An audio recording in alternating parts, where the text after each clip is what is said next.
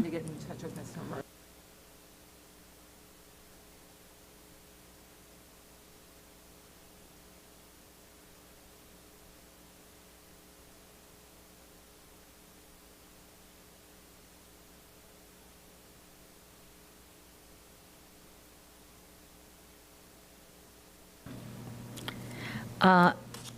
Good morning and welcome to the Hillsborough County Board of County Commissioners Land Use Meeting. Will everyone please rise for the Pledge of Allegiance, which will be followed by an invocation given by our chaplain. Thank you, Madam Chair. We'll begin with the Pledge of Allegiance. Attention, salute, pledge. I pledge allegiance to the flag of the United States of America and to the republic for which it stands, one nation under God, indivisible, with liberty and justice for all. Heavenly Father, you have given us the task this morning of making important decisions on a finite resource. I pray that you'll guide this board, our staff, and stakeholders as we seek to find that balance between private property rights and the greater common good of the community.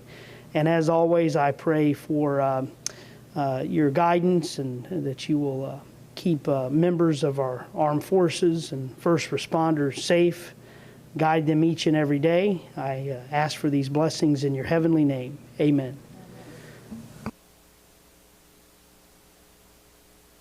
Okay, we have two commissioners appearing virtually, and Commissioner Cohen, though I don't have it in writing, did say that he would probably be approximately a half hour late. So with that, maybe we could do a roll call, please. Good morning. Kemp. Here. Hagan. Here. Myers. Here. Overman. Here. Smith. Here.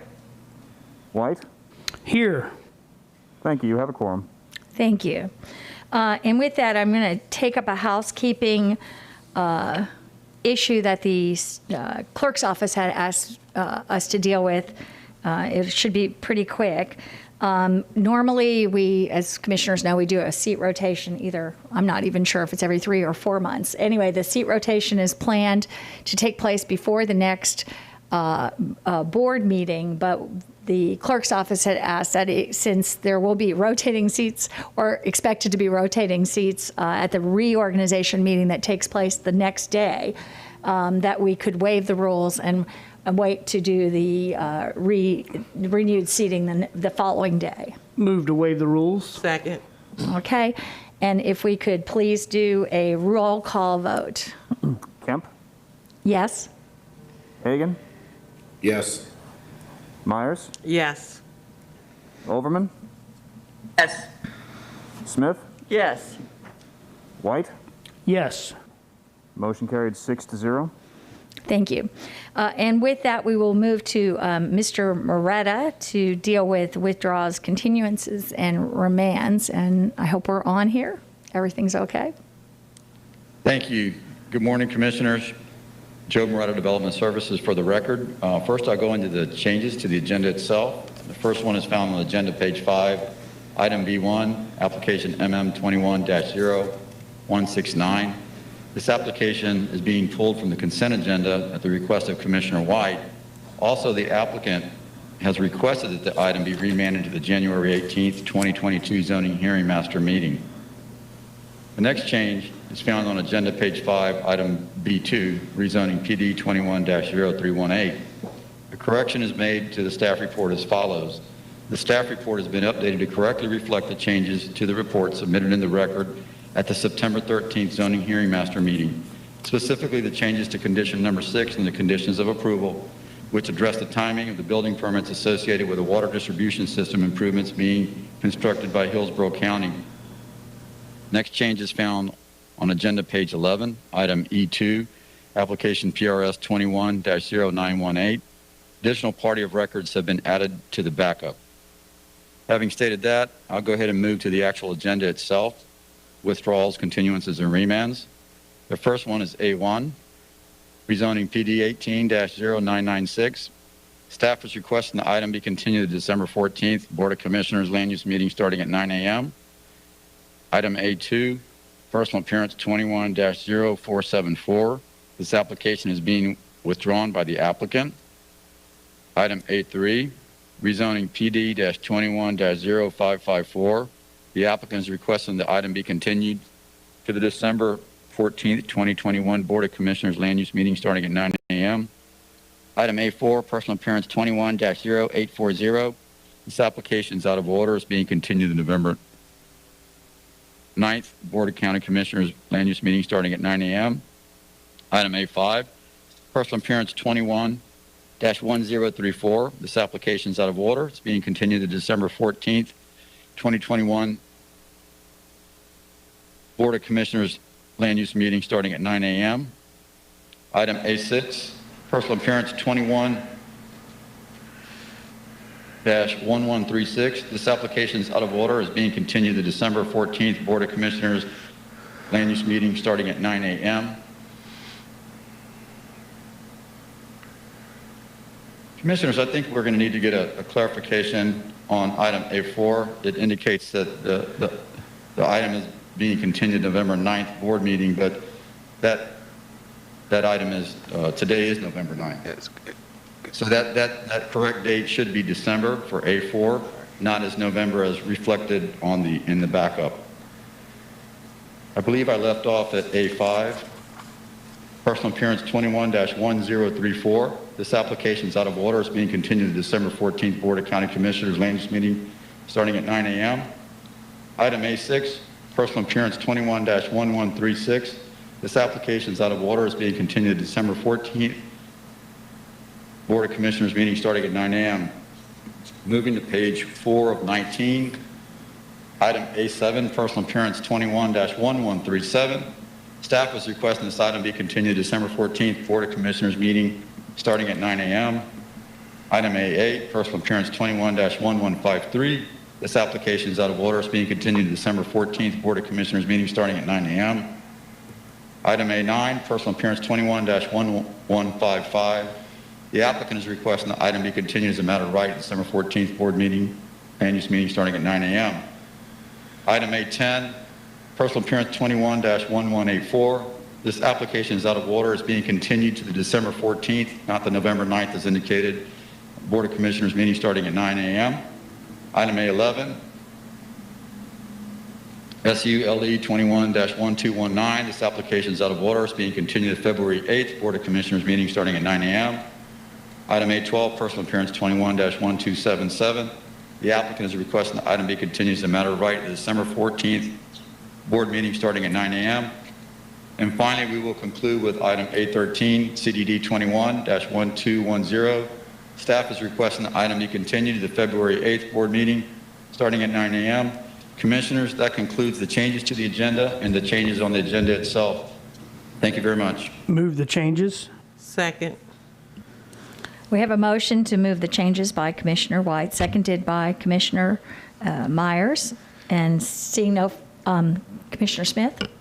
Yes, so I see a change on B2, last minute change here from the condition. B2 is the item that we remanded in order to get more specific, current, updated water conditions. And the water condition that I read when we were briefed on this and when I went through the backup, I see now this morning has been changed so that it's added this business about, you've got to, look, water distribution system improvements will need to be completed prior to connection to the county's water system. No building permits that would create demand for water service shall be issued until the completion of by the county of funded capital improvement program projects for the South County potable water repump station expansion and the potable water inline booster pump station. And these projects are put into operation. So yay, I thought, great. We are, we're not going to be sticking more straws in this stressed South County water system until we have the infrastructure in place. And then once we have that infrastructure in place, which we know is coming, then you can do it. But now this morning, I see that until, you have to wait until the infrastructure's in place, or June 1st, 2022, whichever occurs first. That's, 8 months from now, and that's saying they can go ahead and put the development in, stress the water system even more, whether or not the infrastructure's in place in 7 months, which, I mean, that's not the deal. Commissioner, this is the condition that we worked with Water Resources on. It is the condition that was presented at the ZHM. We have agreement from Water Resources. It unfortunately did not get corrected or updated properly in the staff report that the planner filed. It is reflected appropriately in the comment. The condition that's before you today is reflected in the conditions that were recommended by Water Resources. It was a error on the planner's part in not incorporating that language into the condition. That's why it's noted on the change sheet today. But this is the condition that we had agreed with Water Resources that they had recommended and was presented at the zoning hearing master hearing. Either the infrastructure's in place or June 1st, 2022, 7 months from now, go ahead without infrastructure. That was the condition? Yes, ma'am. I'm not voting for that. And let me ask you this, while we're here, B3 was 33 homes south of the Alafaya with the water condition. Did that also have this caveat of either now or, either when the infrastructure's in place or June 1st? Yes, this reflects the standard comment that we're getting on these applications south of the Alafaya, and it is reflected in the conditions on both B2 and B3. I did not see that June 1st caveat in B3. If you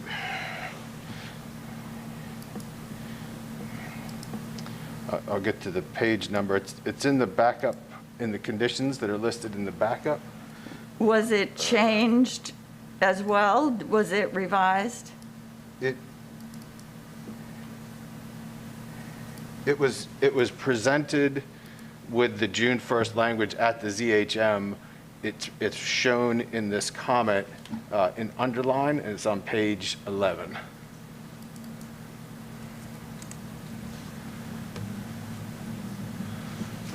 Okay. All right. I'm not voting for either one of those because when listen, my shower was very thin this morning. When if South County's water system gets stressed any further, I'm going to be able to say I did not vote for putting more development ahead of the infrastructure. So do I need to pull B3 from consent as well? Or just vote no on the whole consent agenda or what? Commissioner, I would suggest that at this point, in order to pull that item, the rules would have to be waived with a supermajority vote. It may be preferable to you to vote no on the consent agenda.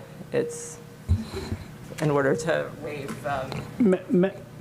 Madam Chair, point of order. I believe we have a policy against voting no on the consent agenda, so I think the rules would have to be waived either way. So I'll just move to waive the rules to allow Commissioner Smith to pull item B3. Thank you. Second. We have a motion by Commissioner White and seconded by Commissioner Smith to pull B3. Do you also pull B2, right? Yes, B2 Okay. and B3. So is that okay to?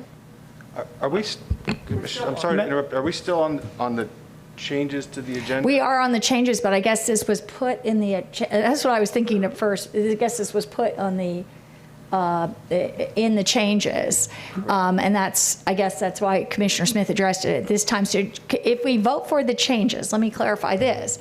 So if we vote for the changes to the agenda, this, because it was put in the changes, because it was put, if we approve the changes, are we approving somehow making this move forward? No, you'd be approving that language change to the conditions which match the comment. I'm and not then approving and then we'd take action on the consent. Okay, so you would, then it would be on the changes to the agenda to not approve the changes to the agenda first in terms of that language. Yeah. I'm gonna withdraw my motion to approve changes to the agenda so that we can Yes. dispose of this issue first. Okay, so in terms of, so would you like to make this, I guess we would have a motion, if you're wanting to do a new motion, the motion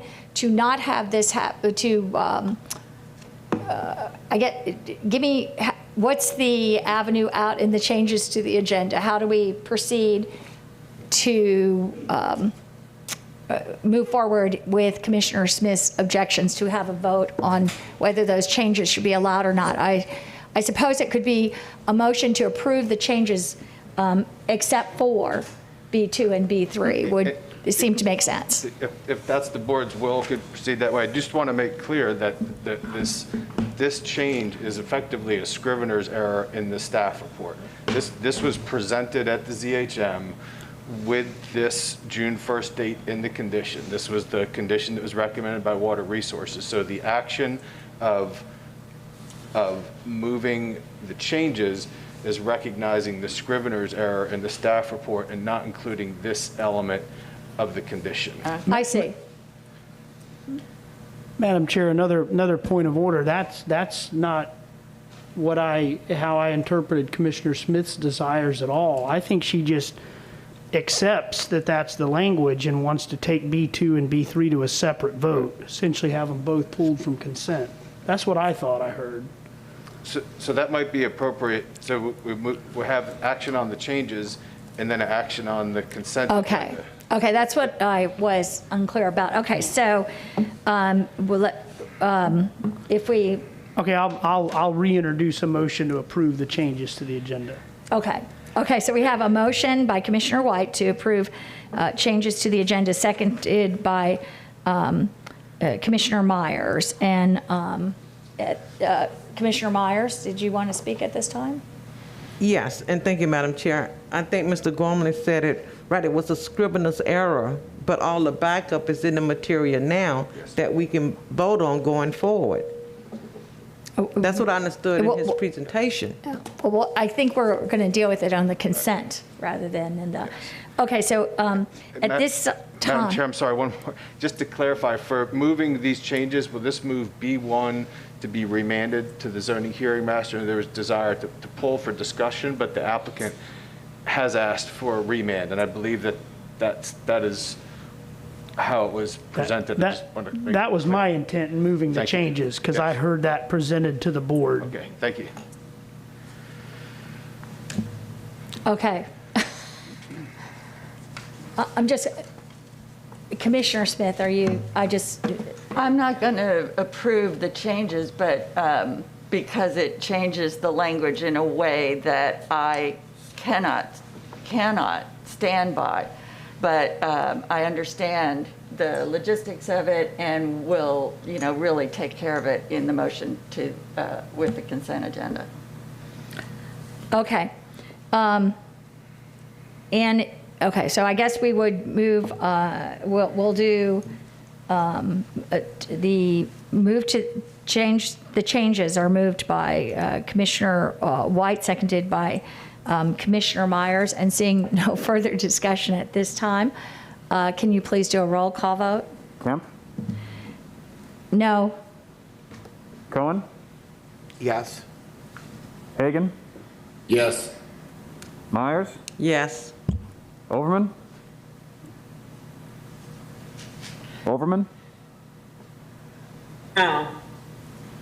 Smith? No. White? Yes. Motion carried 4-3. Commissioners Kemp, Overman, and Smith voted no. Okay. And now, we will move to the consent agenda. Commissioner Smith, you recognized. Thank you. And Commissioner Cohen, I think you might have missed our discussion as you were getting here. I did miss your discussion. Okay. I just want to catch you up quickly. I am having a problem with B2 and B3 on the consent agenda because, and that's what one of this language was, they've changed the condition 6, which I read the original version and it seemed great to me. Here's condition 6 in the original version. Water distribution system improvements in these 2 items south of the Alafaya where the water system is so stressed, as you know. Water distribution system improvements will need to be completed prior to connection to the county's water system. No building permits that would create demand for water service shall be issued until the completion by the county of funded capital improvement project C3 2001, the South County Potable Water Repump Station expansion, and C3 2011, potable water inline booster pump station, which you're very familiar with, and the projects are put into operation, period. And that's when you could connect in that area. So, and that's when the building permits would be issued once the infrastructure. But it turns out in the changes, there was some Scrivener's error and they really meant to say all of that, or you can connect either when the infrastructure's online or June 1st, 2022, whatever comes first, which is 7 months from now, well before these things may be online. And that just totally neuters the whole reason we remanded B2 to ensure that water infrastructure would be there before people hook up. So that's the explanation that you missed about why I'm not going to be approving these 2 items for consent, and I'm going to be asking the board to waive the rules so that, which takes a supermajority, so we can pull these items from consent. So, we can vote on them separately, and I will be able to oppose them. So, Mr. Gormley, help me out here. If they are removed from consent, there'll be a full presentation on the items, and we'll vote on them as separate items. The applicant would have that opportunity, yes. Okay. Got it. So Okay. then I'll make a motion to waive the rules so that I'll be able to pull these items from consent. Commissioner Smith's motion, and second by Commissioner Overman. And seeing no further discussion at this time, can we please do a roll call vote? Kemp, Yes? Cohen, Yes. Hagan, Yes. Myers, Yes. Overman, Smith, Yes. White. Yes. Motion carried 7-0. Okay, so those have been pulled, and now we will move to approve the consent agenda, and then we will move to deal with those No, that items. was just waiving the rules. Oh, I'm sorry, that was just waiving the rules. So if I may move to Yes. pull to B2 and B3 from consent. Okay. Okay, we have a motion by Commissioner Smith and a second by Commissioner Overman. And seeing no further discussion at this time, please do a roll call vote. Kemp, Yes? Cohen, Yes. Hagan, Yes. Myers, Yes. Overman, Yes. Smith, Yes. White. Yes. Motion carried 7-0. Thank you. So now, we will move to with the consent agenda, to approve the consent agenda as, Move the consent changes. agenda minus all the items that have been addressed in previous motions. yes. Okay, we have a motion by Commissioner White. Second. Okay, seconded by Commissioners, I'm not sure, Overman Overman, and yeah. Myers. No, Okay. Overman. Overman, okay. And seeing No further discussion. Please do a roll call vote. Kemp, Yes. Cohen, Yes. Hagan, Yes. Myers, Yes. Overman, Yes. Smith, Yes. White. Yes. Motion carried 7-0. Thank you. So now, before we move into the public hearing, will the clerk, if you're planning on testifying today, please raise your right hand and be sworn in by the clerk. Good morning. Do you swear or affirm that the testimony you are about to give will be the truth, the whole truth, and nothing but the truth? Yes. Thank you. Okay, and then I'm going to make this announcement before we begin our first public hearing of the morning. I'd like to take the opportunity to remind all the speakers, including those participating in person at Saunders Library and those participating remotely, of our meeting participation process. When it's your turn to speak, I will recognize you as speaker. For those participating in person at the Saunders Library, please adhere to mask requirements and respect our social distancing guidelines. Remain seated, and please do not approach the podium to speak until I've called on you. Thank you for that. And with that, Mr. Moretta, you're recognized for dealing with these items that were pulled from consent. Thank you, ma'am. I believe that takes us to item B2. Yes, I believe so. This is rezoning plan development 21-0318. It's located 30 feet south of the intersection of Sims Road and Ventana Groves Boulevard. It's a 50-plus acre site. The rezoning proposal is to go from plan development and AR zoning, rezone to PD for 190 units of single-family development. It has all approvals from Zoning Hearing Master Development Services and Planning Commission staff. We are available if you have any additional questions. Thank you. And the applicant is I see the applicant is present, I believe. Here I am. Clayton Bricklemeyer Law Group for the applicant. I'm not going to make a full presentation. 1 second, if you could.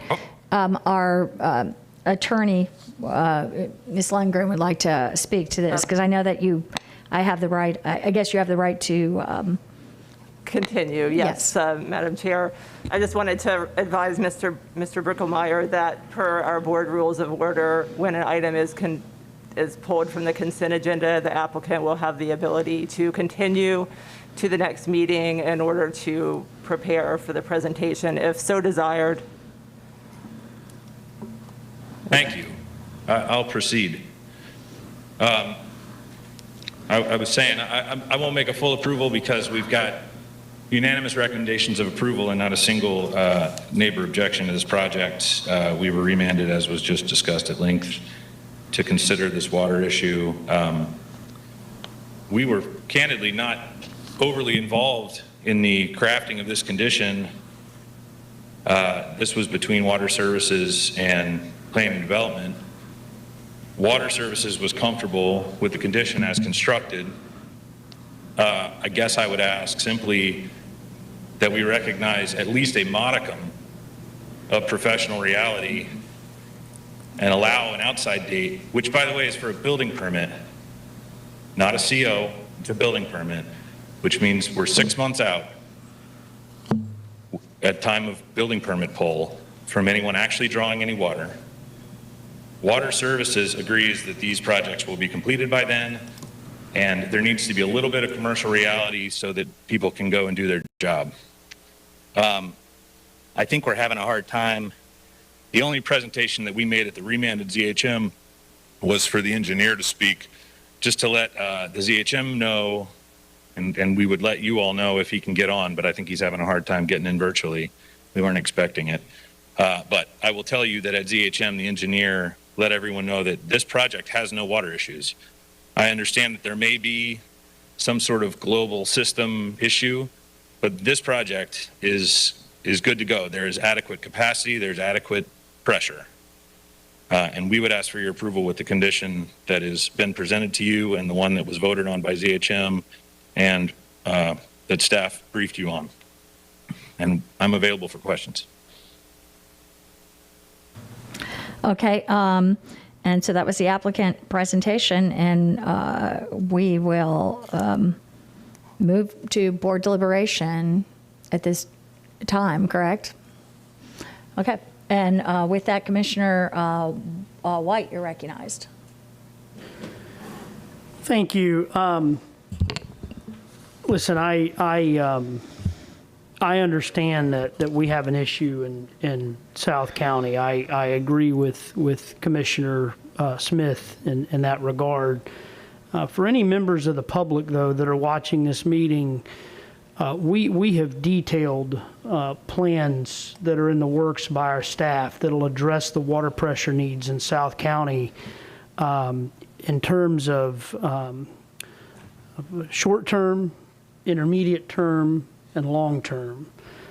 Mr. Gormley, if I'm not mistaken, I believe that professionals on our staff have the ability to disallow development if water capacity needs cannot be met. From a process standpoint, I've always struggled with changing the rules midstream on applicants and those that wish to seek land use changes. If we want to, and probably to some degree we've already done some work on this, but if we want to further strengthen, I'll just call it water concurrency, our water concurrency rules in the comprehensive plan and/or land development code, I'd be all about having those conversations. But here today, I think the applicant has played by the rules as they stand today. I can't stress enough to the public that these issues are being addressed, and our staff has agreed to have any measures that are necessary in effect by that June date that's referenced. Is that right, Mr. Gormley? That's how I understand it. Yes, based on discussions with Water Resources, I believe that their expectation is that the projects will be done by June 1st or before June 1st. In addition, the rationale for June 1st is that's the end of the dry season, start of the rainy season, and that's traditionally when Water Resources starts to see the water consumption go down significantly. And so that is the reason why they were comfortable with recommending the June 1st, 2022 outside date for the restriction on building permits. And I want to hold our Water Resources staff's feet to the fire. I mean, they're making that commitment. I want to hold their feet to the fire. The issue of the planner with the Scrivener's error, I assume that's a county employee, a county planner. Mr. Gormley? Yes, it's county. Yeah. And I don't want to see that person get in any kind of trouble or be reprimanded. We have a clean record. Everything before us is clear. I certainly walked in today knowing what I was going to be voting on. Scrivener's errors and minor mistakes like that happen all the time. So I just want to say for the record that, I don't want to, make any sort of an example out of that person. But if we want to have further talks on, sort of water concurrency issue, I'm all about that. But from a process standpoint, I just don't think it's right to deny this application based upon what's going on. I know I'm beginning to beat a dead horse, but just want to stress to the public once again that we have major water infrastructure plans that are moving forward that are going to address the problem short-term, intermediate term, and long-term. So with that being said, I'm going to make a motion to approve this item. Second. Okay, we have a motion by Commissioner White to approve B2, and seconded by Commissioner Myers. Commissioner Smith, you're recognized. Thank you. We are state statutorily mandated to have development occur with water concurrently. We have a state law that says we're mandated to provide water concurrency, water with growth, just like schools. I know that the problem in South County in this area is so dire. They've been put on additional water restrictions. We've been over pumping our permits, which has environmental consequences. And if it gets any worse, the pressure is so low that people are on the news, people are writing us, their water pressure is low. If it gets any lower, the dry season, drought, good times, bad times, we're all on a boil water notice and the fire hydrants stop working. So this is a very serious issue. I'm not going to go along and make it, we can't. We're state mandated not to let it get any worse than this. And so my thought is if we have these plans, yes, we have these plans. We're going to be building this infrastructure, yay. If that infrastructure comes in online and is operational on the day that we expect it to be, no problemo. They'll be able to go right ahead and build just like everybody expects. Why we would then also stick in a caveat that says, but even if it's not, even if the water infrastructure is not there, go ahead and stick your straws in the ground and stress the system further. Go ahead and take more water out, even if the infrastructure is not there by June 1st. That is not meeting our state responsibility. And if things go south, we'll be legally responsible. And as I've said, by the way, while we're making water pressure low in the south, we're having to pump water so hard in the north end of that we're damaging people's plumbing by having too high a pressure in the area north to get it to the south. So this system is at the breaking point, and we don't know where the straw that breaks the camel's back is. So let's just say when we have the infrastructure, you can connect. And not throw in this, and by the way, even if we don't have the infrastructure, you can go ahead and connect. I mean, that just totally neuters it in my view. So what I'll do is I'll move to amend the motion on the floor to pass this item with condition 6 about the water capacity, as I've read a couple of times, but striking the June 1st, 2022 date. So getting that out of there, and we've got a second. So thank you. Okay, we have a motion by Commissioner Smith, seconded by Commissioner Overman. And I know we've had quite. I have a comment to the motion. I'm sorry? I have a comment to the motion. Oh, go ahead. You're recognized, Commissioner Overman. Thank you. Thank you very much. I hear, our staff, and I hear the business owners in both cases. And I hear our water resources, and I hear concerns of the citizens that live in South County. As a business owner, one of the things that a business owner typically does is manage the risk of their own timeline if they have some certainty. What we've heard today is that there are a lot of factors involved in offering the June date that are where there is a real risk of that certainty not being as certain. But if everyone knows that it's based on that project being completed, then we aren't on the hook legally of saying you can start in June. And that's my concern. Because as Commissioner Smith has mentioned, by statute, we're required to be able to provide the services we promise we're going to provide.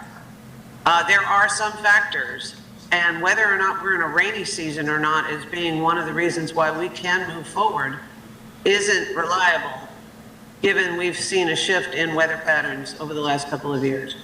Yes, we normally have a rainy season in June, but if we don't, what happens then?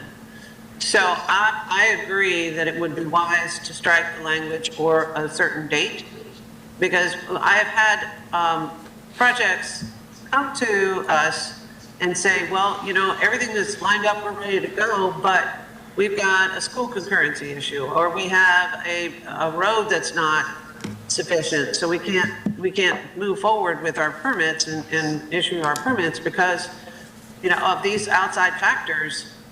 And they weren't even aware of the fact that there was a water challenge. So I agree that it would be wise to strike the language of a certain date. I think it would be wise to give the business owners heads up that they're being able to issue to move forward is dependent on us being able to complete that project at the stage that would allow for them to have the water concurrency that's necessary. And I'll stop there. Thank you. And I just have one question as well that I don't know. What is the projected date to complete the water boosting project if everything goes as expected? Mr. My understanding is that it is prior to June 1. I don't have a more detailed schedule of when those projects would be completed. Okay. So then, predicating it on it being completed doesn't seem like it would be an issue if it was completed as expected. To take out the condition of June and just leave it at when the resource is available. I just like to say, and I do, as Commissioner White has, stated, when you invest in a development like this, you want some certainty about it. And I think it's, we have, there's certainly been a lot of warnings about what's happening. And I thank you, Commissioner Smith, for months now for raising these issues over and over again. And you know what, I guess this would have all happened, and it's happening late in the game, and it really wasn't meeting concurrency. This all wasn't happening. But I think there's an expectation. There was an expectation by me as a commissioner, but I also think by the residents and taxpayers of this county that this kind of, that we would never be in the situation that we are right now.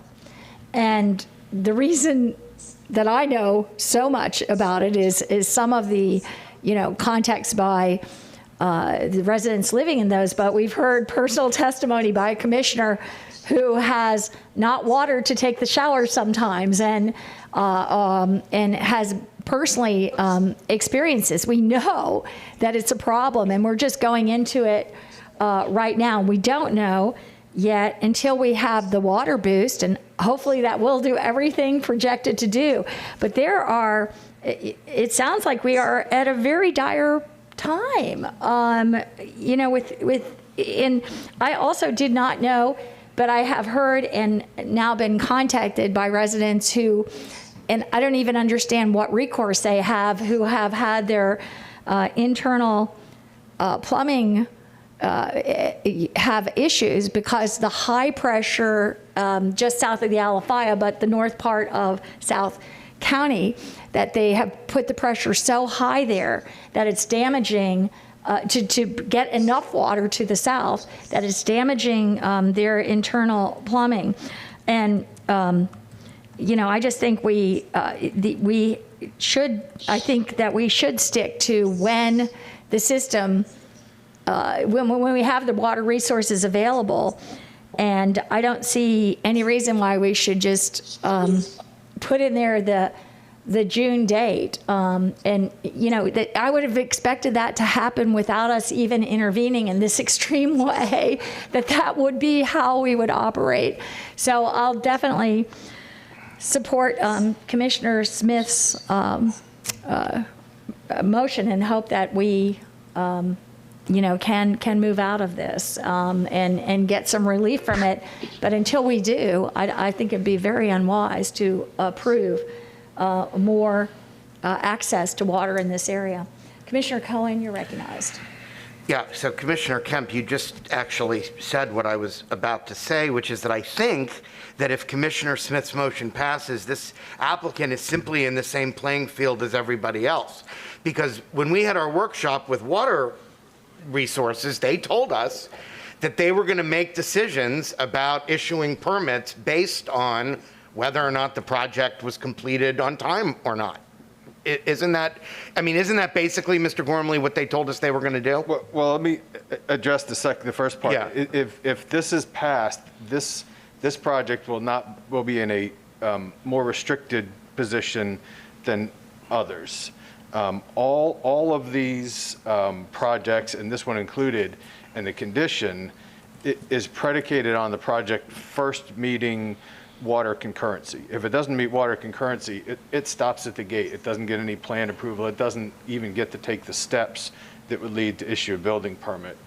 What these two conditions would do is would allow the project, assuming it passes concurrency, if it doesn't, it stops. If it passes concurrency, it can go through the horizontal development process, the platting of the lots, but would be restricted from pulling building permits until such time as the two CIP projects were completed. So that is a different treatment than other projects that do not have this condition. But based on what our Water Resources Department has told us, that's the way they're going to be treating all of the applications between now and when the projects are completed. Yeah, I mean, it's essentially a distinction without a difference, I guess is what I'm saying. All projects going forward, this would be the first one that would have this condition on it. But yes, what we're getting is comments on all projects south of the Alafaya River that are recommending this same condition that's recommended here today.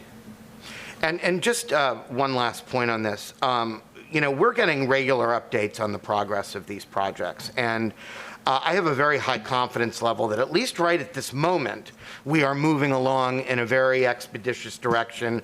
Tampa Bay Water and our own staff have been working very, very hard in tandem to get these projects done before the rainy season next year, so that essentially going into that season, it gets solved. And we've been assured by our Water Resources Department that they're going to make permitting decisions appropriately based on how those projects are moving and whether or not they're completed. And I do agree with Commissioner White. I don't think we should change the rules in the middle of the game. I don't think this changes the rules in the middle of the game. I think it actually just, to my mind, keeps everybody on the same playing field. I think leaving the language in would be a very special exception that I don't think it would be wise. Okay. I see no further discussion at this point. So seeing no further discussion, we have a motion by Commissioner Smith, seconded by Commissioner Overman, and that would be to approve B2, correct, with language saying that would you like to state it? Thank you. I'm just amending the motion to approve to strike the date of June 1st, 2022 from the condition number 6. So they have to, in order to ensure water concurrency, that this infrastructure is in place, whether or not there's any date. Thank you. So with that, if we could please do a roll call vote? Kemp? Yes.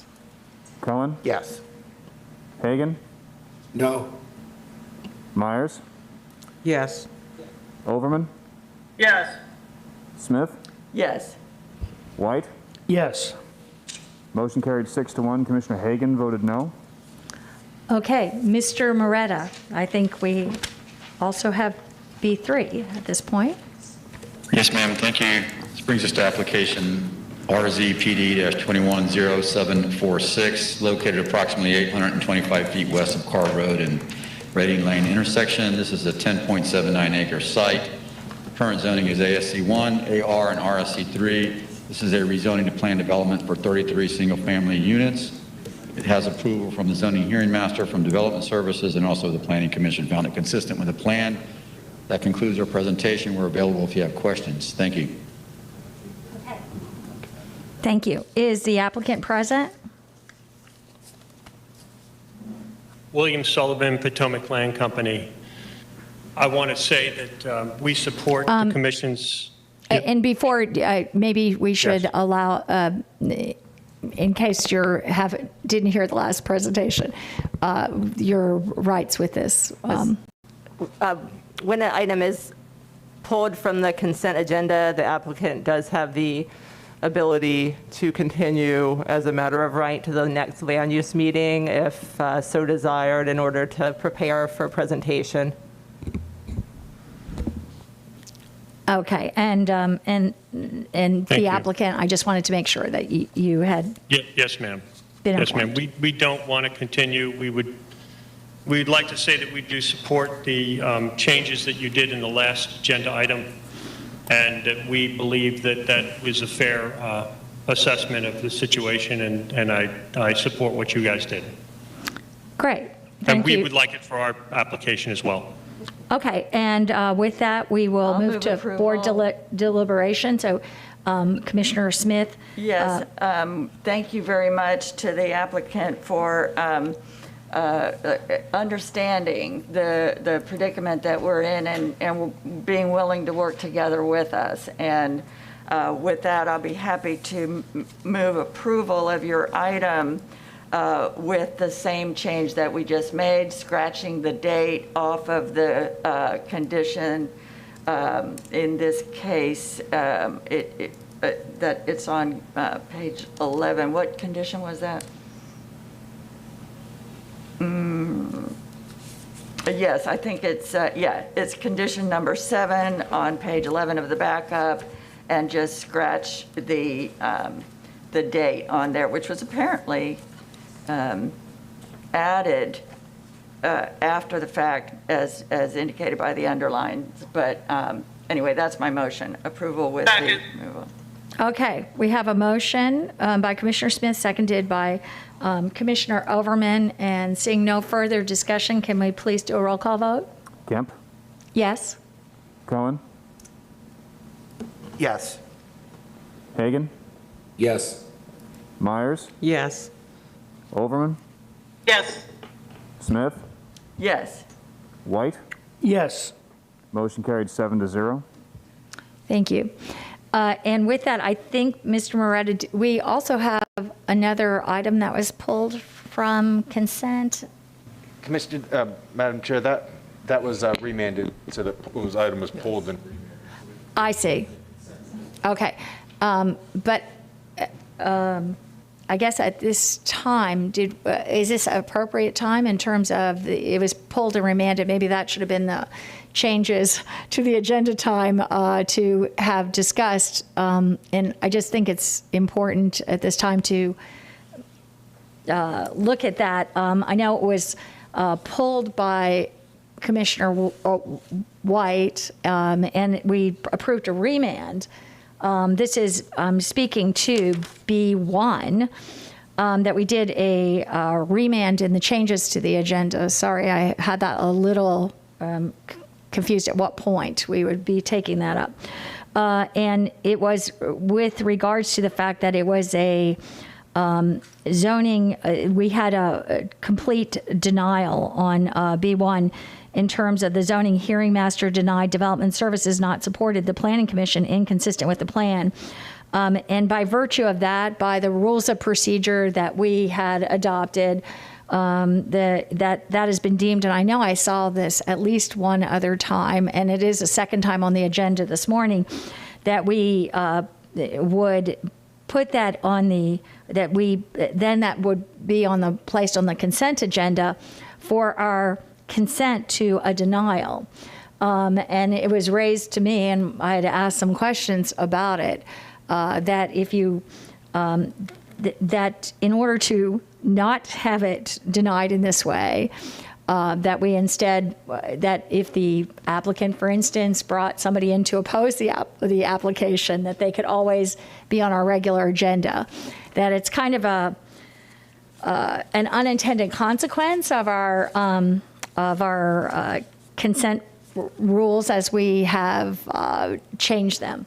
So I wondered if it just seems it would make sense that if there was a recommendation, as there has been 2 of them on here, in order for the applicant to be able to address it, that if there is denial not supported, inconsistent with the plan, that is not placed on consent, but rather placed on our regular agenda for the applicant to have an opportunity to bring it before the board.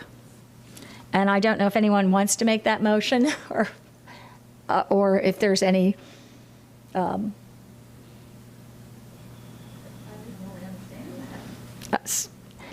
Well, if you look at, for instance, and maybe Commissioner White, if you look at B1,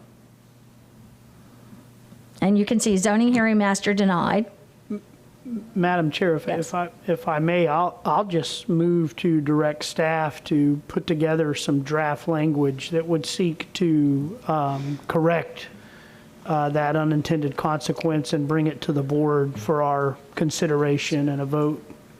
Well, we can certainly do that. I understand that the motion is that if there's an application that has all denials, notwithstanding whether there's been participation below by a party of record or participation at the ZHM, if they're all denials, it would not go on the consent agenda and would go on the regular agenda. I believe that's the intent of this.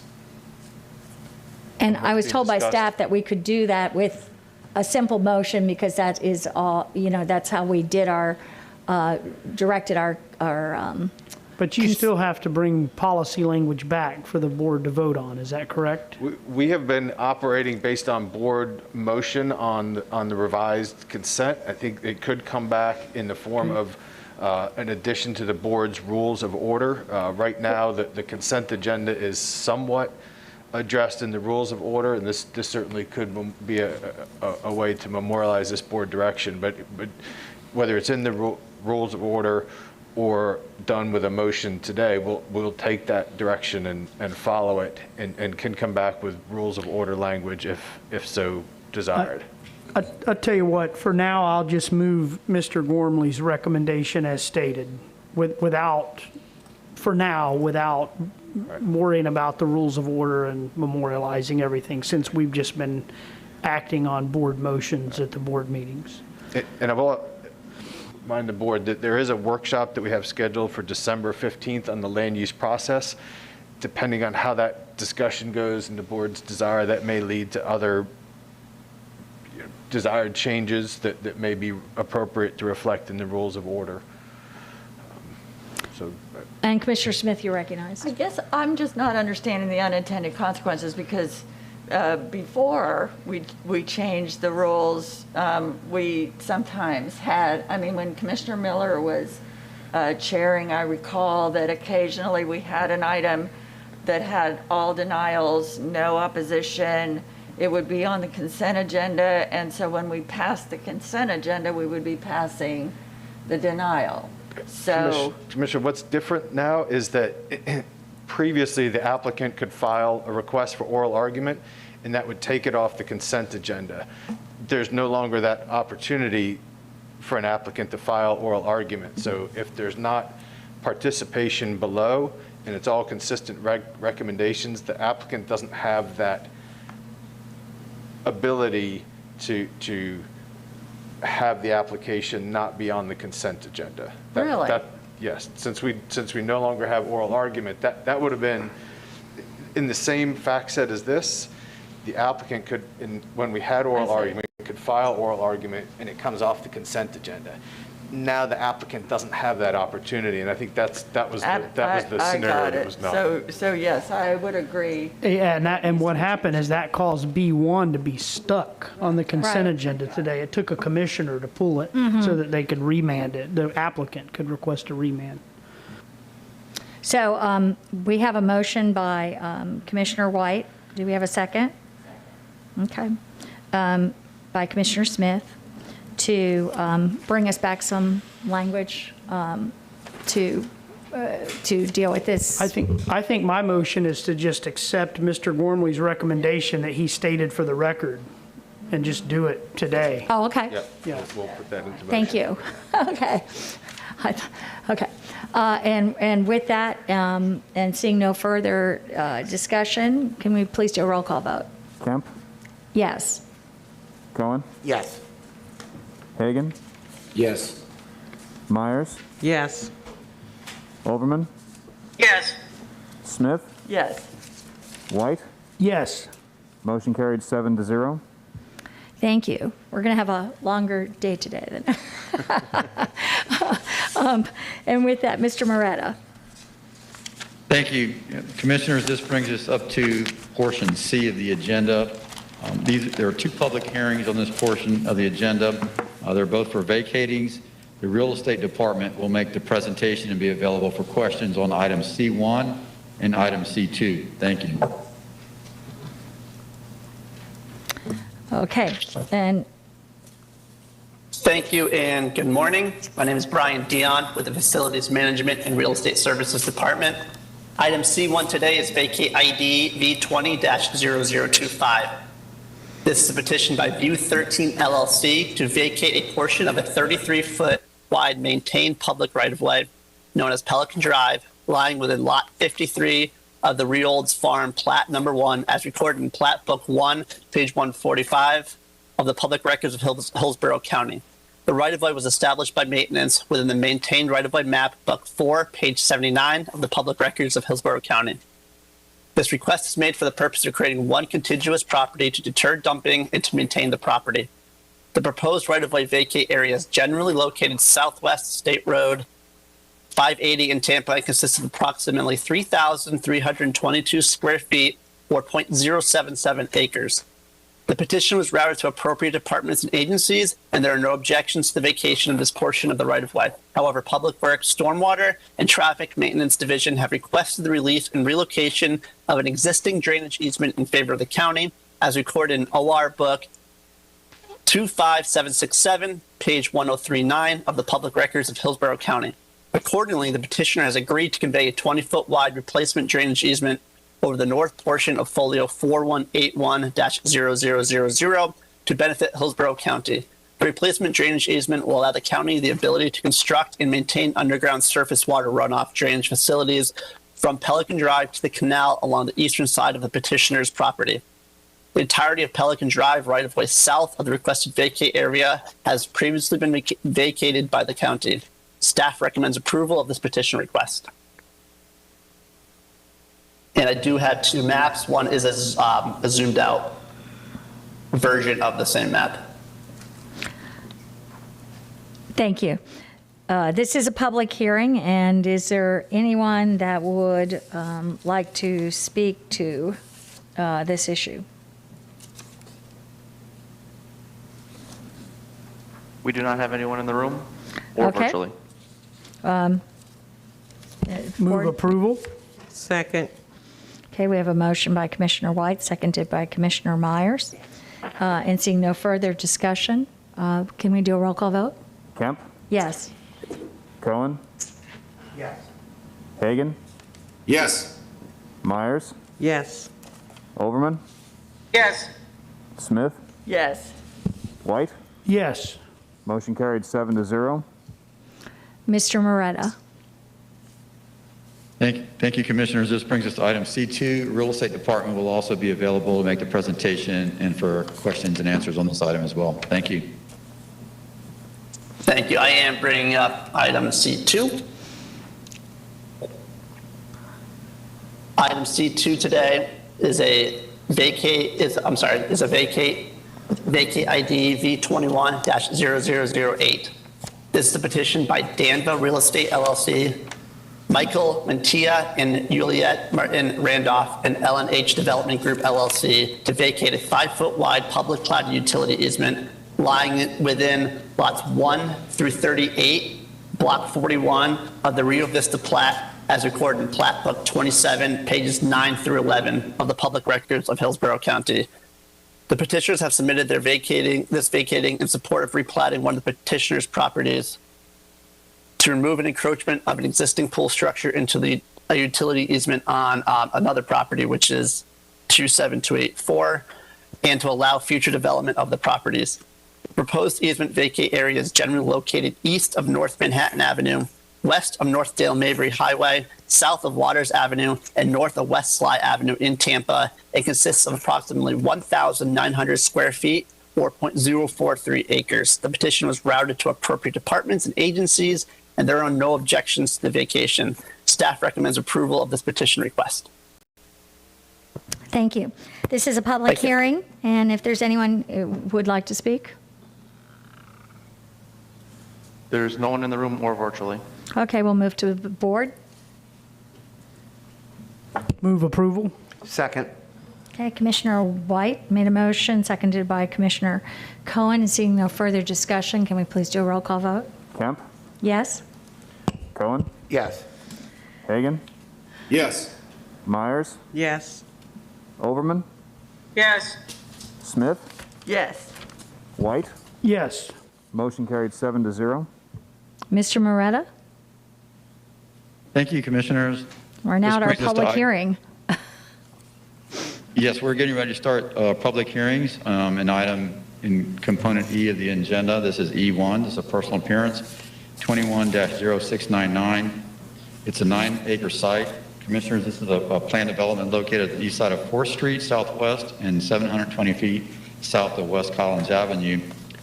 The current proposal allows for approximately 75,000 square feet of commercial intense uses. The applicant at the time, its zone plan development at the time when this initially came through, the applicant had agreed to some conditions dealing with hours of operation and other items in the conditions that were dealing with the full range of uses.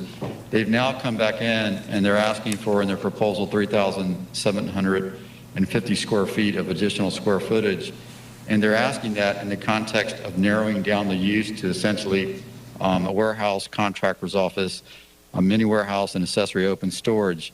So they've narrowed it down to that specific use in exchange for getting rid of the conditions that would be prohibitive or restrictive in terms of the operations of this use.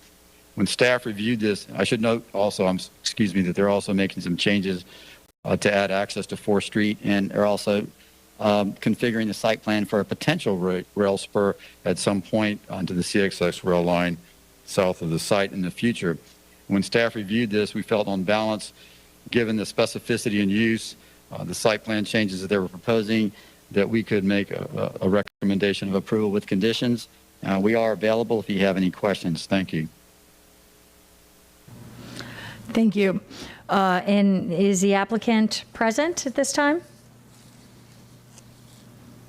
Yes, they're making their way to the podium.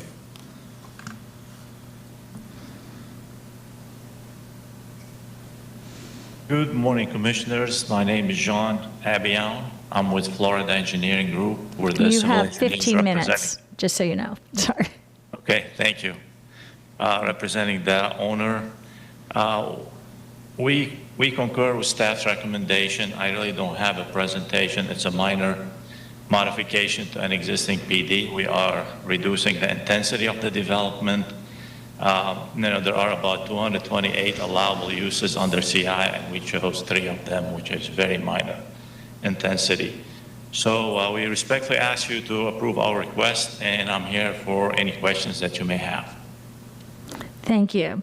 And we do have one proponent testimony, has 15 minutes. We have one signed up virtually, Brance Rossell. Yes, that's Brance Rosel. I do not oppose this development. The only reason I signed up to speak was because I have been in touch with the developer and they have agreed to certain conditions being met since we are the adjoining property with residential zoning. They've agreed to put in fencing, landscaping. We're somewhat concerned they have a drainage or retention pond developed that's going to abut our property, and we were concerned to make sure that that wasn't going to adversely impact our property. But those were our only conditions, and we are in support of the adjoining development. Thank you. And with that opponent testimony, is there any opponent testimony? We spoke with Mr. Russell, and we don't have really any issues to accommodate what he requested. We're going to have a fence on the north side of our property, abutting his property. And we're going to have actually also a pond, which is going to buffer him more than the normal, regular landscape buffer. So he's going to be way buffered with our development. And we appreciate his input, so we're complying with what he requested of us. Okay, I guess we kind of moved to applicant rebuttal at this. But is there any other opponent testimony at this time? There's none in the room nor virtually. Okay, and I think we just heard what the applicant response was, but I guess, is there, did Development Services amended recommendations? Is there any, in terms of? Commissioners, the condition that's reflected in the backup is a condition to require fence walls in accordance with the Land Development Code requirement. As I understood it, the person that spoke was actually they were not opposed. They were just trying to make sure that that was going to be followed. The applicants already agreed to it, and it is reflected in the zoning conditions. Okay. And with that, I guess, did the applicant, you did have 5 minutes for a rebuttal that more or less was answering some of that. I didn't know if you wanted any other opportunity. I think we don't have any issues. There are really no opposition to our project. And in reality, we're making it less intense. So once again, I ask you to approve our minor modification to the current zoning. Okay, thank you. And with that, we'll move to board discussion. Move approval. Second. Okay. It was Commissioner Cohen and Commissioner White was the second. Seeing no further discussion, and it sounds like all the, I just wanted to make sure that the concerns that he mentioned, drainage being one, and just that the resident mentioned that lived next door is definitely dealt with in, if I could have staff. I know Mr. Moretta spoke. Did he speak to every single? Yes, I believe there was 2 issues. One was the wall or fence on the northern property line. That is a condition. That's what Mr. Moretta spoke to. And there is a stormwater pond shown on the site plan in the northeast portion of the site. Will be required to be designed and constructed to meet the stormwater technical manual standards. Okay. I just wanted to be clear that we had dealt with the residents' concerns.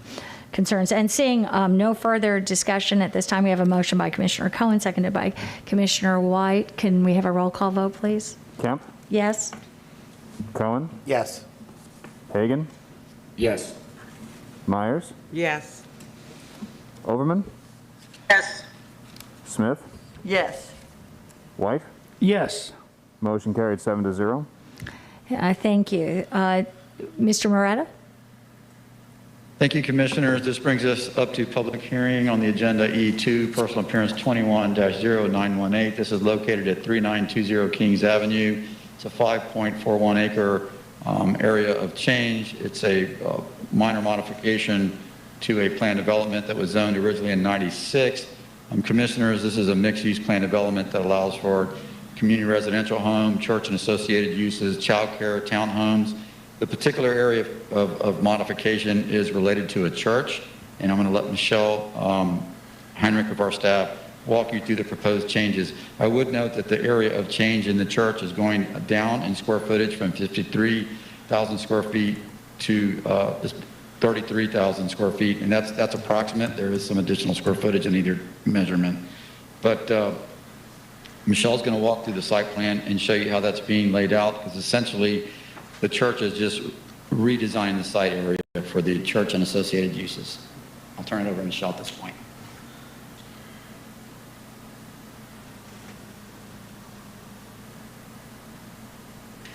Good morning, Michelle Heinrich, Development Services. As Mr. Moretta stated, this is a minor modification to an existing site that was approved in 1996. As he stated, and what is being shown here for the overall PD is the PD is about 17 acres in size. Currently, it is approved for townhome development in the north. Oh, yeah. That might be easier. A church, daycare area centrally located here, and an assisted living facility located along the south. There are multiple changes that are proposed, and I have provided this for you today, and it is also in your backup. Again, the area of modification is the centrally located church area. Within this area, the following changes are proposed: to remove the daycare use, which is shown here on the top graphic in blue, to provide a new sanctuary and parking area, shown here, changing from the purple here to the purple here in the south, to repurpose the existing church fellowship and sanctuary buildings to now be the church's social and multi-purpose buildings. Those are shown here in the north, and the south shows the proposed in the peach area. To remove the existing manufactured buildings, which will now be used for parking, and those buildings here in red are the ones that will be removed. To approve a church rectory where a storage building was approved, which is far west, going from the yellow to the blue. To have a minor internal circulation modification, to reduce the square footage in this area from approximately 53,000 to approximately 33,000. And lastly, to realign the required pedestrian connection between the townhomes and the church areas.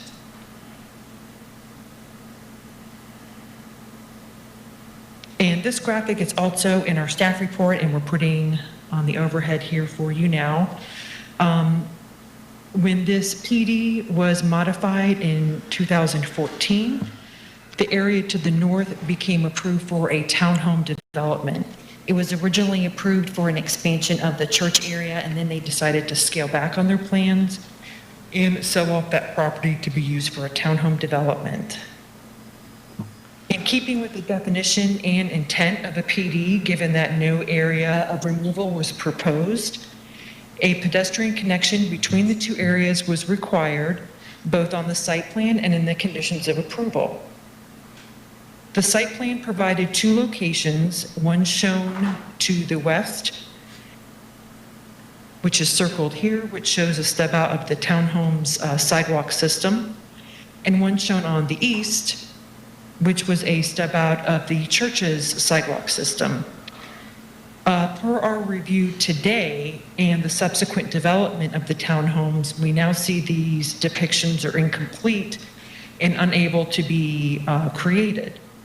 On the top, you'll see there's no corresponding church step out to meet the townhome step out. And in the bottom graphic, you'll see there is no townhome step out to meet where the church step out is.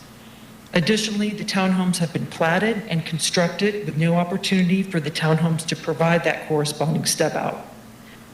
Given this and the fact that only the church is the applicant for these changes, the church proposes to extend their sidewalk westward, which is shown here, and connect to that western access point. The eastern pedestrian connection will now be considered optional. No improvements by the townhome HOA or within their property is proposed beyond the current requirements. That ends my presentation. I'm available if you have any questions. Thank you. And the applicant, is the applicant present? Richard Corey?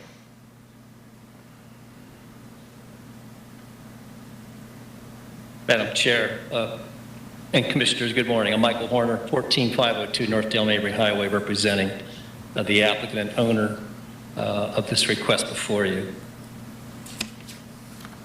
You have 15 minutes. Thank you, Madam Chair. So I'll be brief. I think Michelle did a fine job in going through the synopsis of the changes and iterations. I also represented the major modification in 2004.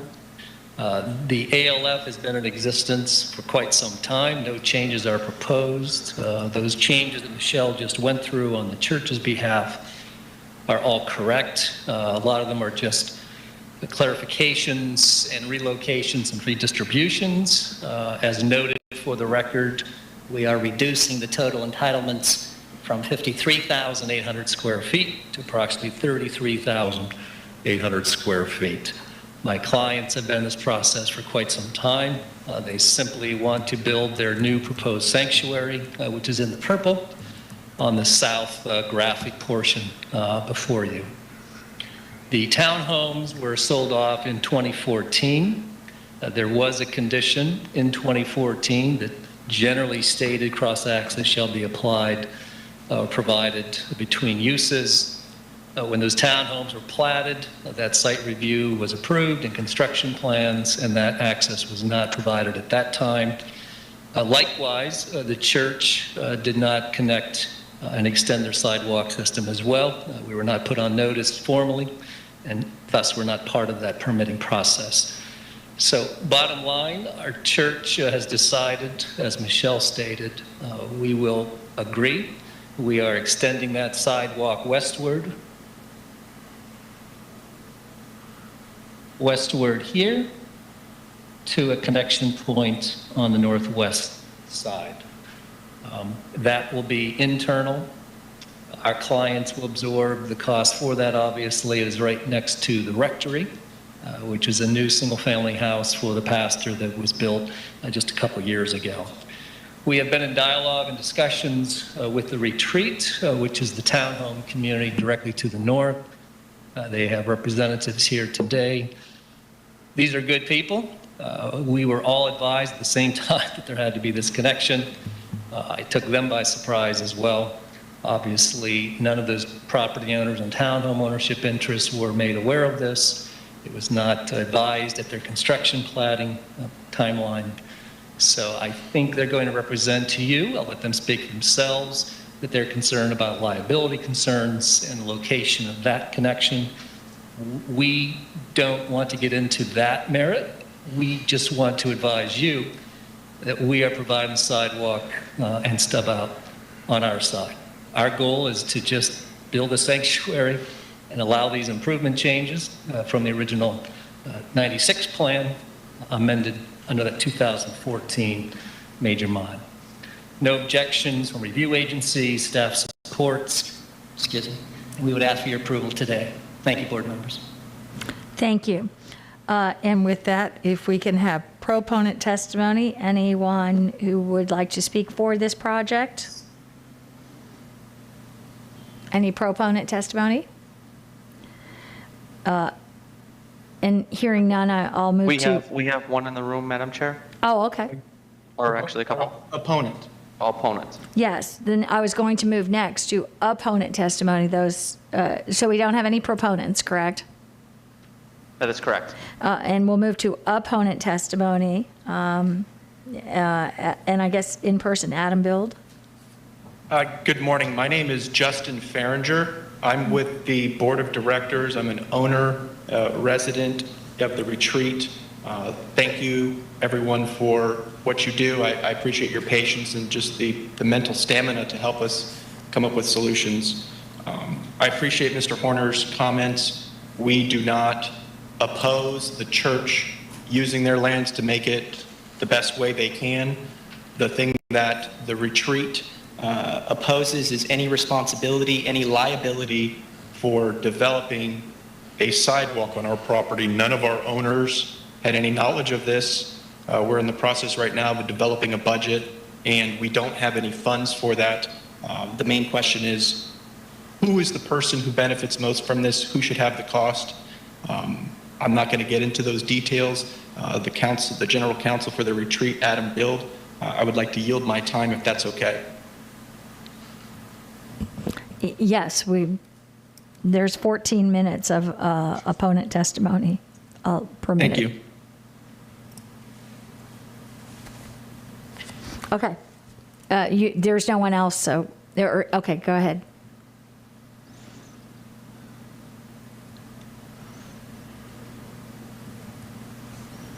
Good morning. Good morning. I'm Adam Bild. I'm general counsel for the Retreat. It's been mentioned by all parties so far but I'll briefly repeat that unfortunately there wasn't really notice to the retreat on this item. I have the application. I'd like to reference page 14 first. You just saw this a little bit ago. Page 14, figure 2, references, you can read in the small print, 140456. This is when the townhome parcel was first parceled off and sold. It ultimately ended up with D.R. Horton, I believe through 2 transactions removed. And what's interesting about this graphic from 14 is the arrow that's shown on the right, it's circled in red by staff, is what was on the plan. The arrow on the left is not, that is new. I mention that because this graphic from 140456 is actually outdated. If you look at the graphic just below it, figure 3, you'll notice 2 things. One, the red arrow you can visually see is in a different position on the plat. You can see that the retention pond, which I'm roughly outlining with my pen, is of a different form in a different location. And you can also see that the optional pedestrian crossing has moved. In figure 2, you see it's very close to King, and in figure 3, you see it's further over.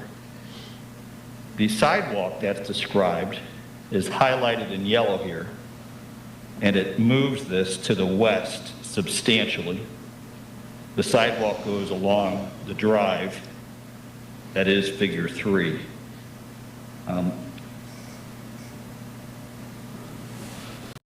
On the very next page, in section 8, you have, again, this is the page from 140456. I have a blow-up of this, which is highlighted here, page 16. You see this is the graphic from that same minor modification. And here we are just zoomed in. And what you see is what was part of a walkway, a planned, at one point, a 5-foot path with the gazebo that went around the stormwater retention pond and actually extended further west in the property. Unfortunately, you can't see it in this graphic because the pond extends further south, as does the walkway significantly. I'm not sure why, but it appears that at some point the idea was, well, there's a walkway here, so what if we just move the sidewalk a few hundred feet west and we stub it into that sidewalk? I want to show you actual 140456.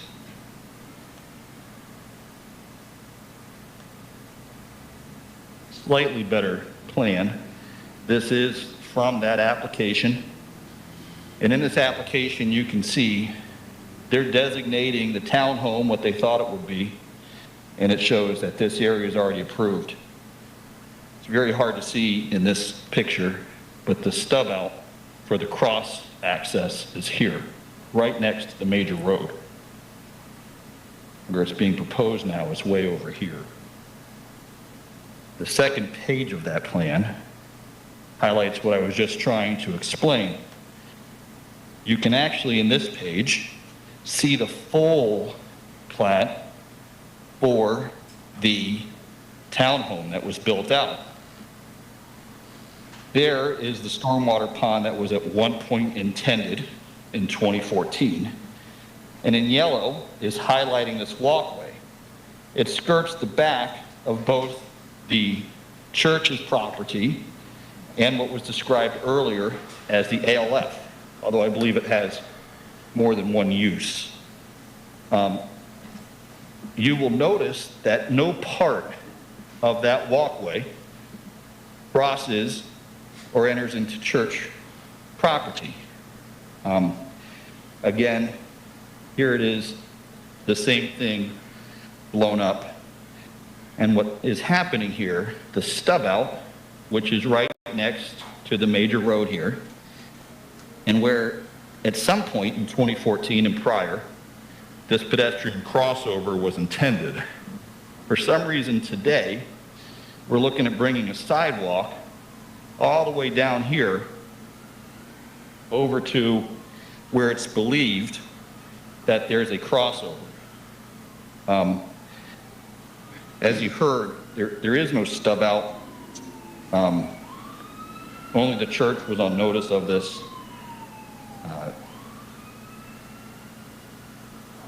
This is a submitted graphic for that same usage, except here, you see the red dotted line, hopefully through the Elmo.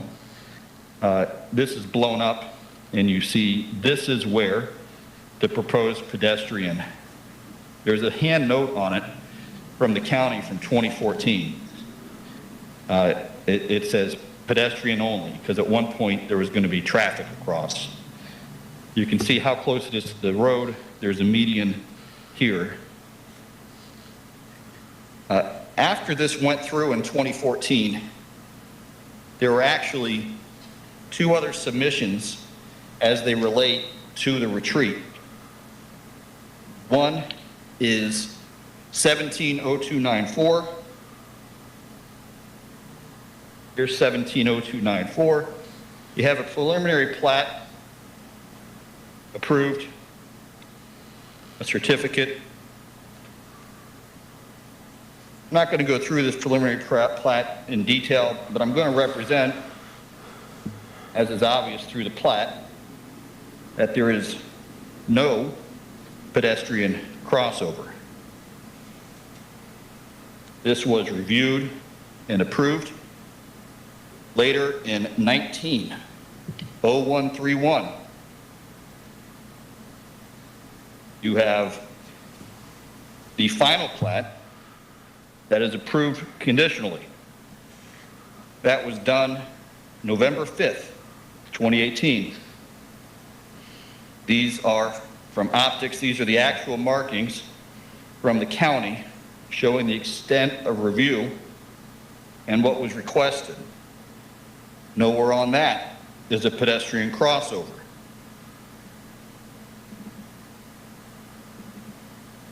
The final as-built, this is the record, the exact same thing. Won't bore you with the details anymore, but there is no pedestrian crossover.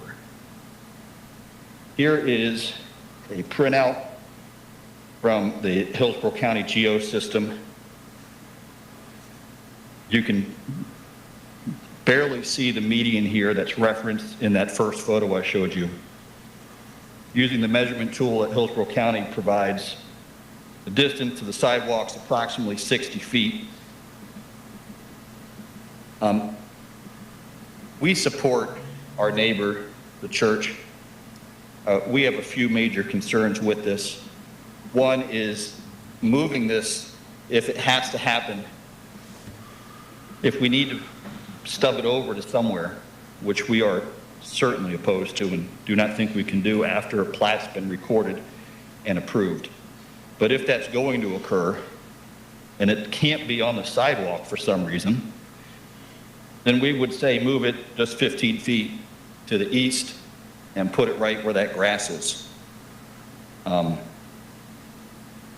There are issues with it moving across. One has to do with liability. Even having a sidewalk, even if it doesn't abut, the fence along the south side of this property only extends to the retention pond. The nature of the church has, of course, families, elderly There is an ALS there that has access to those sidewalks. There are children in a temporary daycare facility that's proposed. We do have serious liability concerns of having a dead-end sidewalk that just goes right up to a retention pond in a large wetland area. The second or third issue we have has to deal with notice. This is acknowledged. I have an email exchange between Principal Planner Michelle Heinrich, who gave a very good presentation on this, and Mr. Horner, who just presented, and it clarifies. Thank you. This is from Mr. Horner to Michelle. I believe we filed for only the church 5-acre folio and did not include the abutting townhome parcels in our filing, as we would have needed the consent of every single new owner. We don't have that. We don't have the consent, and that brings to the last point I'd like to make today, and it is notice, regardless of unanimous. The proof of notice affidavit is provided with a listing. I did go over this item with staff attorney, Ms. Lundgren, and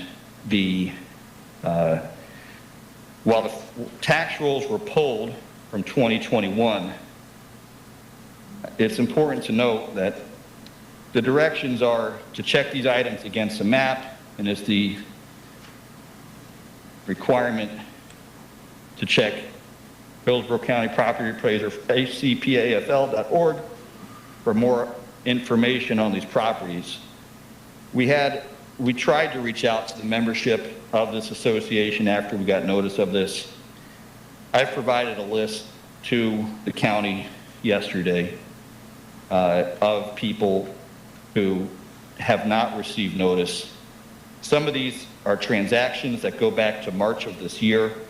Some of them merely contain typos, and some of them weren't included because they're outside of the radius that was provided. It's my understanding as a townhome and development that is platted that anything that affects its common element should notice all members, and that hasn't occurred. So we go into a little bit of depth there. I apologize. I know it's already been a long morning. But the primary issue here I'd like to just circle back to briefly is not these additional items. It is simply that the liability that moving this would cause for my client, if there is no intent, as I heard, there's no intent to move this or to go through the fence or incur any costs to the association. And I heard that there's just supposed to be a connection on the church side. If that's all we're doing, then why not just leave it where it is?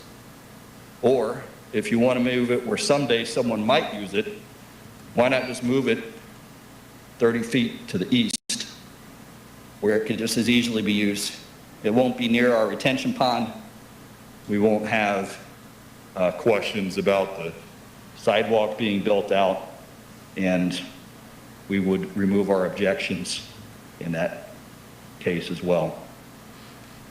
Reserved for any questions. Okay. Thank you. Your time is just about up at this moment. And with that, we will, does Development Services have any recommendations in terms of this discussion? Commissioners, we recognize that the access connection was not present. I would say for the suggestion about moving the optional access to the east, that would take it very close to the existing sidewalk that connects the two sites. We were recommending the connection on the western end as it was consistent with what was shown on the original site plan. I will acknowledge that original site plan showed a sidewalk but didn't have an arrow connection, so we did make that sort of assumption as what the intent of that was, and carried that forward on our recommendation. But it is something that we're recommending to maintain consistency with what was originally approved. We do recognize the challenges that come with having that connection be on the western side where there's not a receiving connection on the townhome parcel. Thank you. And at this time, do we have applicant rebuttal? You have 5 minutes if there's more that you'd like to say.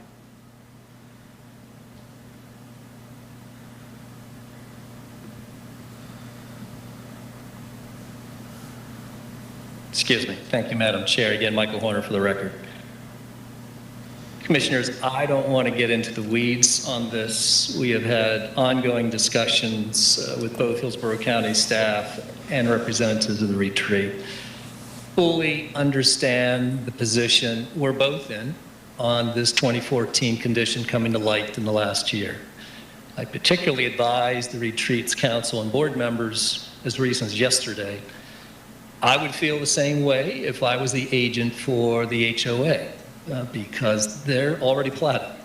Hillsborough County approved their construction plan with no sidewalk connection. So I get it. My client, the church, is only modifying the 5.4 acre site located here. We advise staff that we will provide that stub-out connection when transportation comments said, you have to provide this stub-out connection. We did not want to have a denial from staff. We reached out to the retreat and said, how about a location further east? That didn't seem to work out. We now have buildings there. The eastward movement of that sidewalk connection, as Mr. Gormley just advised, is very close to the existing Kings Avenue sidewalk, so serves no purpose. The western extent seemed to make the most sense. It was outside of the fee simple building footprints, the unit owners, which we did not want to disrupt, and it was the closest HOA owned and controlled property. We don't need to connect. We understand that they don't want to connect. They don't want the liability. We appreciate that. And I advised council yesterday in a phone call, if they want to build a fence further west, we're good with that. And we support that. We are only providing our portion of that sidewalk connection that goes right up to our rectory.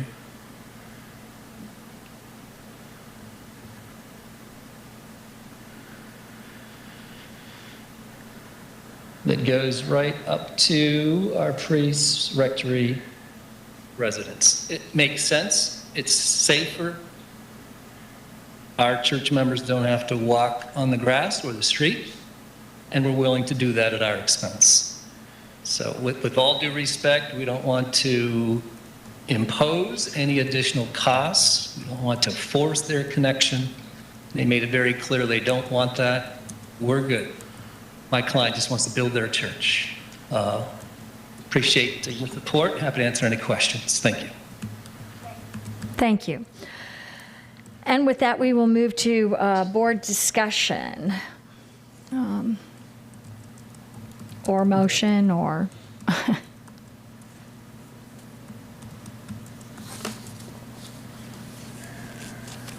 Commissioner Smith, you're recognized.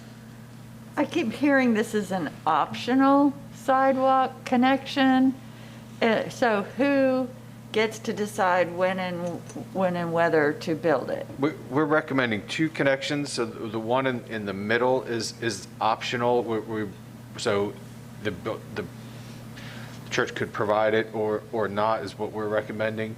And the reason for that is it's at a location where there's a physical access. However, there are two platted townhome lots in that physical space. So there's more space there, but it's actually owned lot. The other connection that we're recommending be in place is on the far western side, and that one we're recommending as not an optional connection. Mm-hmm. Thanks. I'll just move the staff recommendation. Okay. We have a motion by Commissioner Smith to move the staff recommendation. Do we have a second?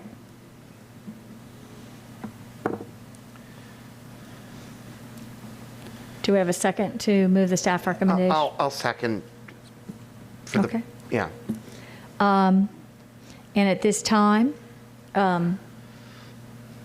I don't see any further discussion.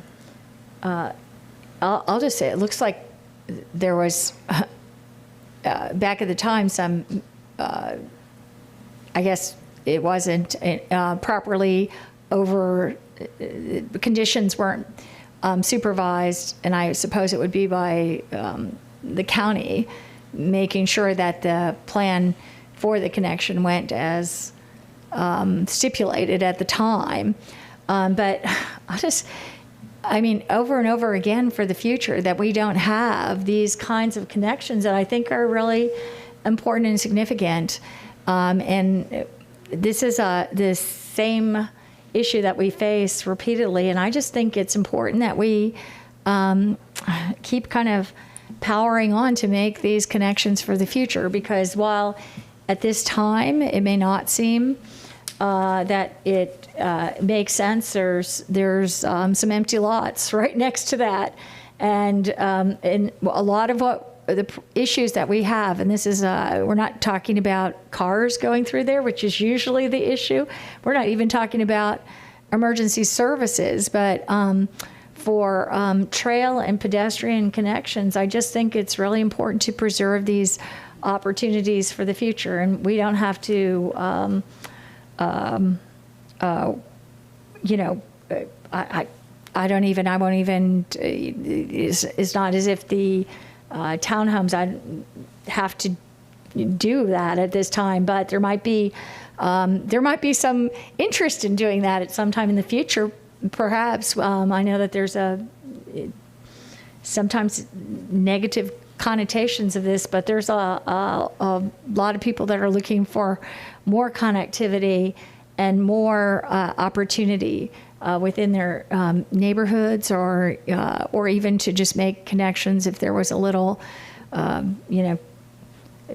store at the end or something else that they might want to go to or ride. So I'm supporting to move the staff recommendation, and I don't see any other discussion at this time. A motion by Commissioner Smith, seconded by Commissioner Cohen. Unless there's other discussion, I guess, can we please have a roll call vote? Kemp? Yes. Cohen? Yes. Hagan? Yes. Myers? Yes. Overman? Yes. Smith? Yes. White? No. Motion carried 6-1. Commissioner White voted no. Thank you. Mr. Moretta. Thank you, Commissioners. This brings us up to item F1 on the agenda. This is a major modification, number 21-0556. I'll turn to the Elmo at this point. Is it pulled up?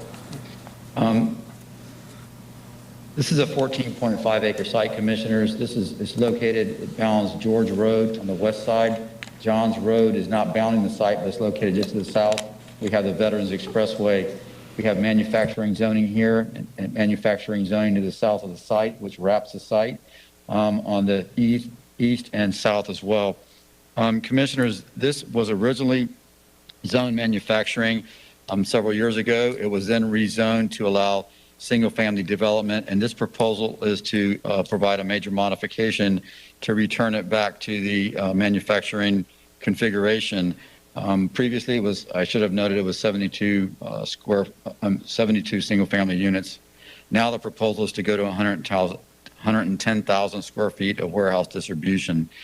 Staff has reviewed it. We found it to be consistent with the development pattern in the area, and we are recommending approval with conditions. We are available if you have questions. Thank you. Thank you. And at this time, do we have is the applicant present? Yes, they're making their way to the podium. Commissioners, David Smith, Stearns Weaver Miller, 401 East Jackson Street, Director of Development and Zoning. My understanding is the only reason this is on the regular agenda is because it was a third-party email filed in the record. That was from the adjacent industrial park, and they just had questions as to coordination of improvements and relative to development. We've met with them on Zooms and conference calls multiple times. They have no objections. We're here to answer any questions the board may have, if my understanding is correct. Okay. And I will, at this time, do we have any proponent or opponent, let's see, parties of record? And, or, I see that there is a J.J. Connors, that's from the applicant's team, and Richard Corey. So I have no one signed up, and is there anyone present? No one's raising their hand or standing at this point. Okay, so there's no proponent, no opponent testimony. And the applicant, would you like to waive your rebuttal? Yes, ma'am. Okay, and we'll move to Planning Commission staff.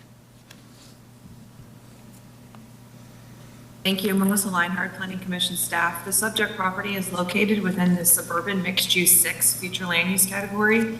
The site is located in the urban service area and also within the limits of the Town and Country Community Plan. The applicant is requesting a planned development to accommodate 110,000 square feet of warehouse distribution uses. The requested use can be considered within the SMU 6 future land use category. The intent of this category is to develop areas at an urban/suburban level of intensity or density. Office and warehouse uses in this plan category are not subject to commercial locational criteria. The character of the immediate area is a mixture of uses, including light commercial, light industrial, heavy industrial, and single-family residential, but transitions to predominantly a residential character moving westward of the subject site. The subject parcel abuts manufacturing zoning and heavy commercial and industrial land uses on the east and south. The proposed development would complement the surrounding land uses and is therefore consistent with Objective 16 and its accompanying policies with relation to compatibility. The subject site contains a substantial amount of wetlands on the western portion of the site. Due to this, the planned development proposes that the development be oriented to the eastern portion of the site. This will act as a natural buffer to the single-family residential uses west of the site and helping to mitigate any impacts to the single-family residential in the area. The site is located within the Town and Country Community Plan, and there are no goals, objectives, or policies within this plan that applies to this request.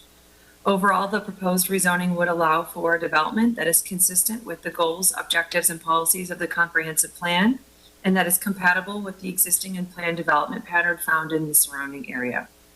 And based upon those considerations, Planning Commission staff finds the proposed modification consistent with the Future of Hillsborough Comprehensive Plan for unincorporated Hillsborough County, subject to the conditions proposed by Development Services. Thank you. Thank you. Zoning hearing master recommended summary. The zoning hearing master found that Plan Development 181163 is currently approved for 72 residential dwelling units, including both single-family detached and single-family attached townhome housing types.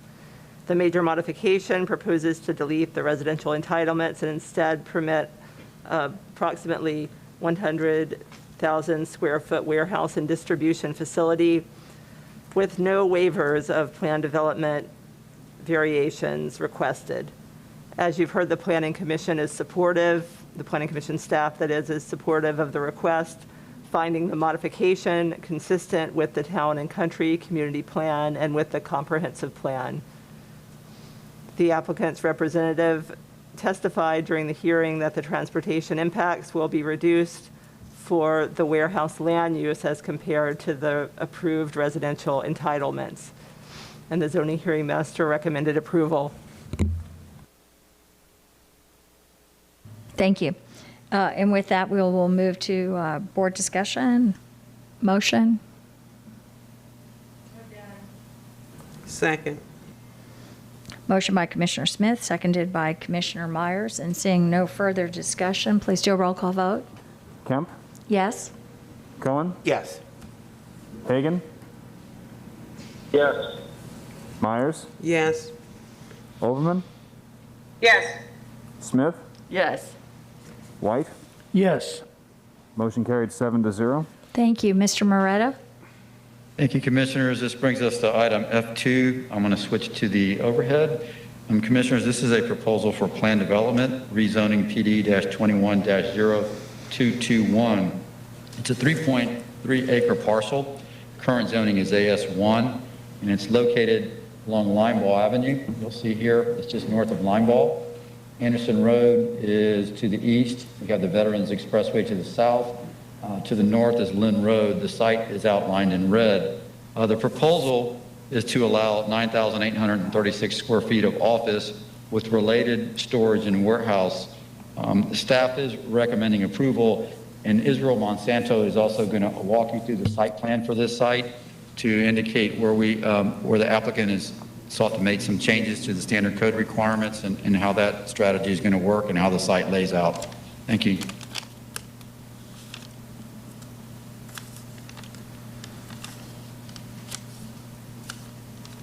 Good morning, Israel Monsanto Development Services.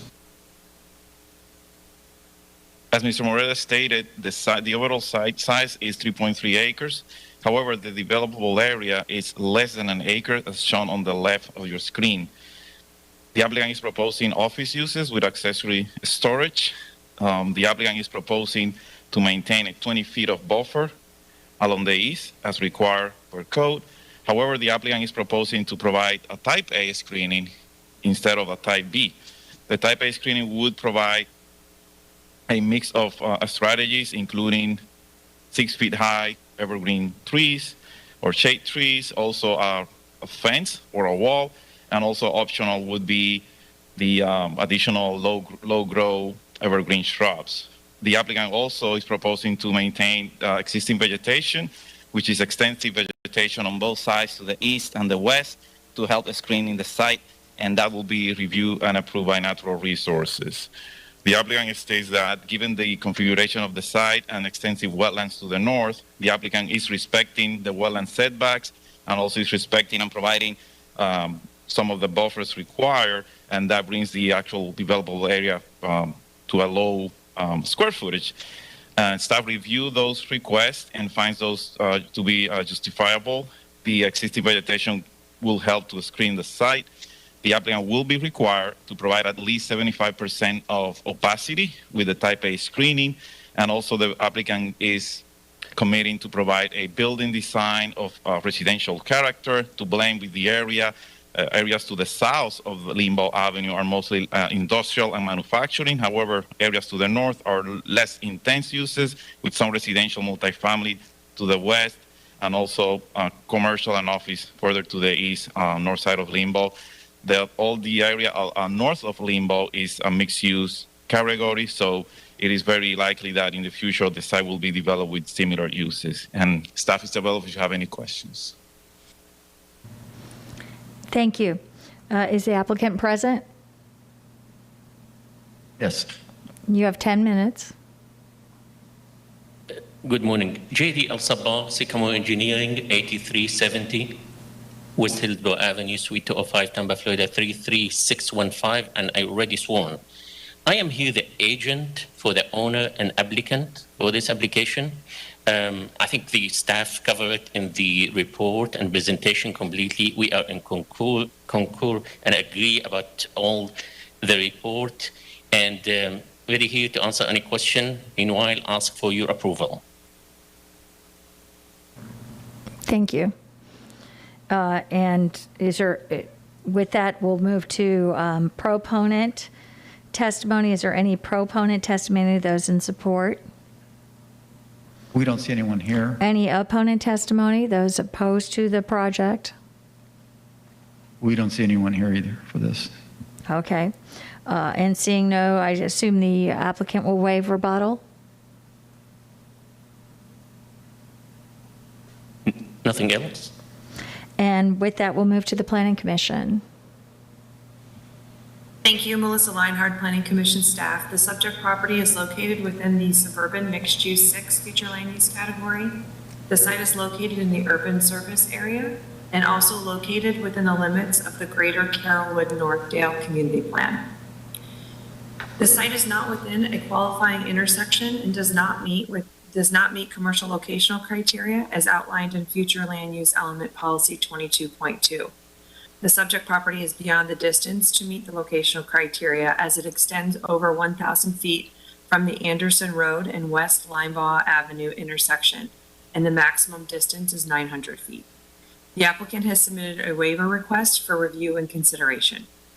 There are light industrial uses and commercial development east of the proposed site at the Linebaugh Avenue and Anderson Road intersection. The SMU 6 future land use category allows for a variety of uses, including commercial, and the proposed office development with an accessory warehouse use would provide a gradual transition from the more intense uses at the node in the intersection to the adjacent residential uses. The applicant has stated that the proposed development is a personal office and the warehouse use would be an accessory use for inventory and would not exceed 25%. There will be no wholesale distribution permitted on the site, and the loading areas and doors will be restricted to the north or west. The applicant has agreed to memorialize these restrictions in the conditions of approval. These conditions of approval make the proposed use compatible with the surrounding and existing development pattern and provides for a gradual transition from the more intense uses at the intersection that is consistent with comprehensive plan policy direction. Based upon the agreed upon conditions of approval, Planning Commission staff does recommend that the board approve and grant the waiver for commercial locational criteria. Goal 2 of the Greater Carrollwood Northdale Community Plan states that new development shall be compatible to ensure the appearance, mass, and scale is integrated with the existing suburban nature of each neighborhood. The proposed development will have a residential appearance, will only be 1 story in size, and a 20-foot buffer on the east will be provided next to the existing single-family properties. The proposed development is consistent with the vision of the community plan. And based upon those considerations, Planning Commission staff finds the proposed plan development consistent with the future of Hillsborough Comprehensive Plan for unincorporated Hillsborough County, subject to the conditions provided by Development Services. Thank you. Thank you. Zoning Hearing Master summary. The zoning hearing master considered the request for rezoning of 3.3 acres from AS1 to planned development to permit an office of up to 9,836 square feet in size with accessory warehouse storage. The county staff report described the proposed use as an online cell phone office with no pickup from the proposed building. No distribution or storing of product is proposed. Distribution will be from online business to business ordering with no direct sales from the property. 2 PD variations were requested pertaining to the required buffering and screening on the west side and required screening on the east side. The zoning hearing master found that both requests meet the land development code as there is significant natural vegetation on both the east and west sides of the property, providing adequate protection to adjacent parcels. As you've heard, Planning Commission staff finds that although the site does not meet commercial locational criteria, the requested waiver is supportable. The zoning hearing master also considered the compatibility of the request with the character of the area and found that it is consistent with the intent of the land development code and the comprehensive plan and recommended approval. Thank you. And if we can move to board discussion or motion. Move approval.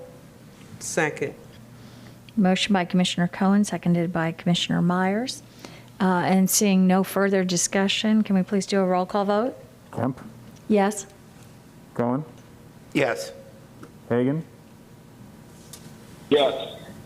Myers? Yes. Overman? Yes. Smith? Yes. White? Yes. Motion carried 7-0. Thank you. Mr. Moretta? Thank you, Commissioners. This brings us to item F3, rezoning proposal plan development 21-0557, located at 4701 Lakewood Drive. Commissioners, the subject site is outlined in red on this map. This is 574 to the south. It fronts Lakewood. North of it is Clay Pit Road. The area, as you can see, has 75 and 4 intersection to the northwest. Commissioners, this is a request to go from AS1 zoning to plan development. Plan development will permit 39 multifamily units. It's Res 9 in the comp plan.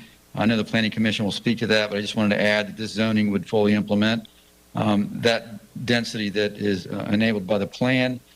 I would note that this particular site plan and the orientation of this site, it has AS1 zoning to the south, has RSC2 zoning to the north, and at that point in time when projects to the south and north of this, if they're rezoned and developed, this applicant has agreed to allow the shared access to occur through this site to Lakewood. I just wanted to note that because that is somewhat unique on this plan development. Staff has reviewed it, and we did find it to be approvable with conditions. We're available if you have any questions. Thank you. Thank you.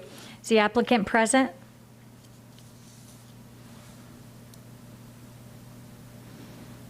You have Good 10 morning, minutes. Commissioners. Thank you. My name is Matt Newton of the law firm Shoemaker, Loop & Kendrick here in Tampa, 101 East Kennedy Boulevard, Suite 2800, and I have been sworn. Just to follow up on staff's presentation here, this is a moderate density, 39-unit multifamily development at a time when we really need housing stock in the urban service area. As staff mentioned, we have access off of Lakewood, which is a collector road. We will be providing new sidewalks. We are dedicating 14 feet of right-of-way for future compliance. As staff mentioned, we are voluntarily creating a shared access facility to promote fewer driveway accesses in the future along Lakewood. Of course, fewer accesses means a safer road. Moving into the development itself, this is going to be 2 stories, 35 feet height limit, which is consistent with the area. Enhanced buffering along the boundaries. Euclidean District would require 5-foot buffering. We're volunteering to provide 20-foot buffering.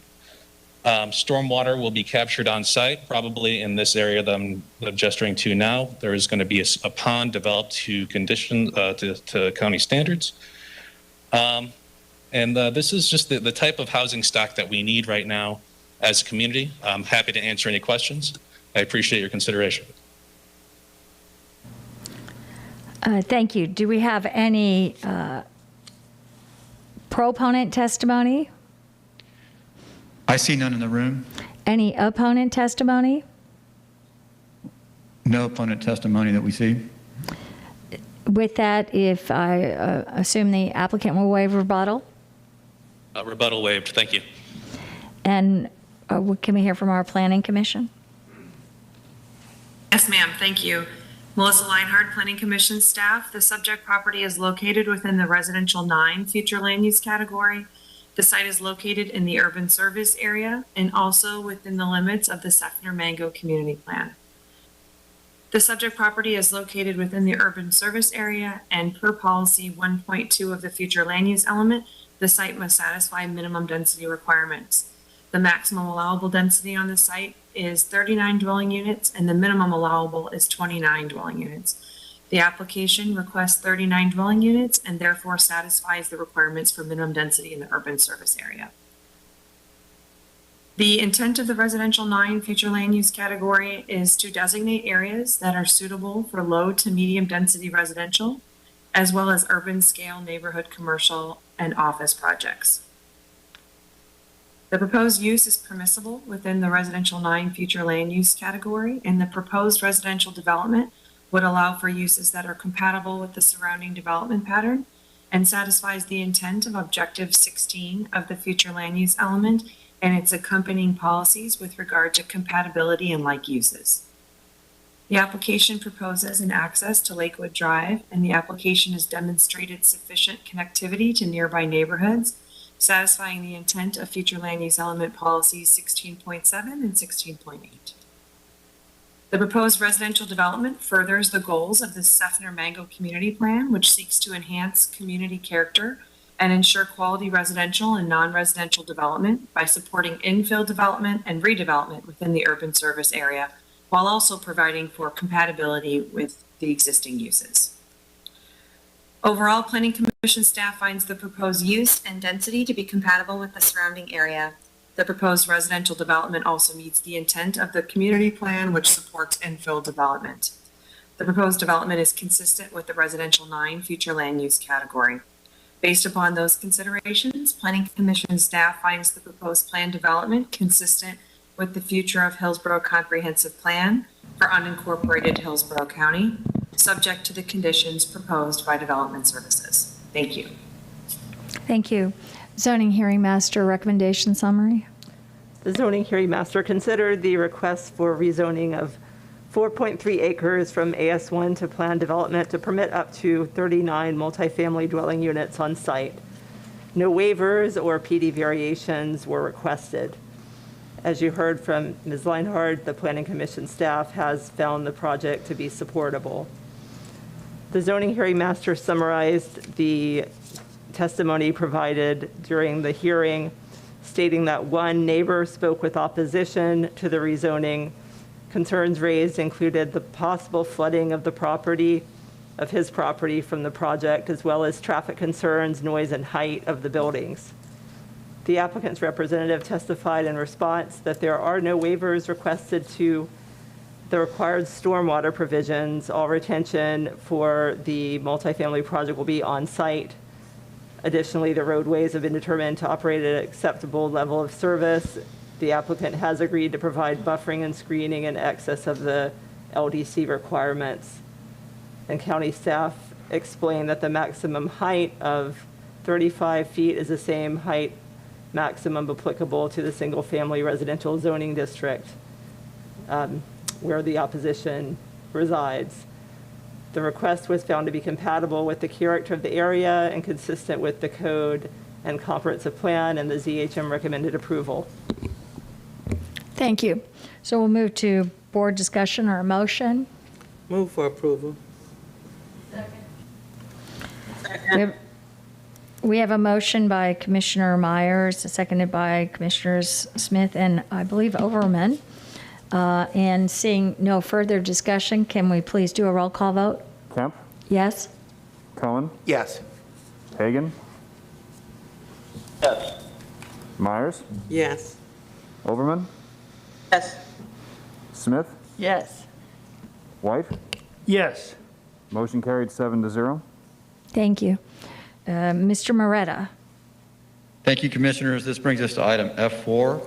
I'll draw your attention to the overhead. The site is outlined in red. To the south of the site, we have 574. To the north of the site, we have US 92. It is west of 75 and also south of I-4. Falkenberg Road is also to the west of the site. The particular site access will be gained off of Bryan Road along the south of the site. Commissioners, this is a request to rezone a 4.91 acre site. The site is currently zoned AR, which permits 1 unit per 5 acres. So it would have a density yield, if that lot was found non-conforming, to be 1 unit. The applicant is proposing to zone the site to 97 units, which would have an equivalent density of 20 dwelling units per acre. The underlying comp plan category that enables this is 20 units an acre. So the implementation would involve implementing this plan development rezoning up to the max of the comprehensive plan category.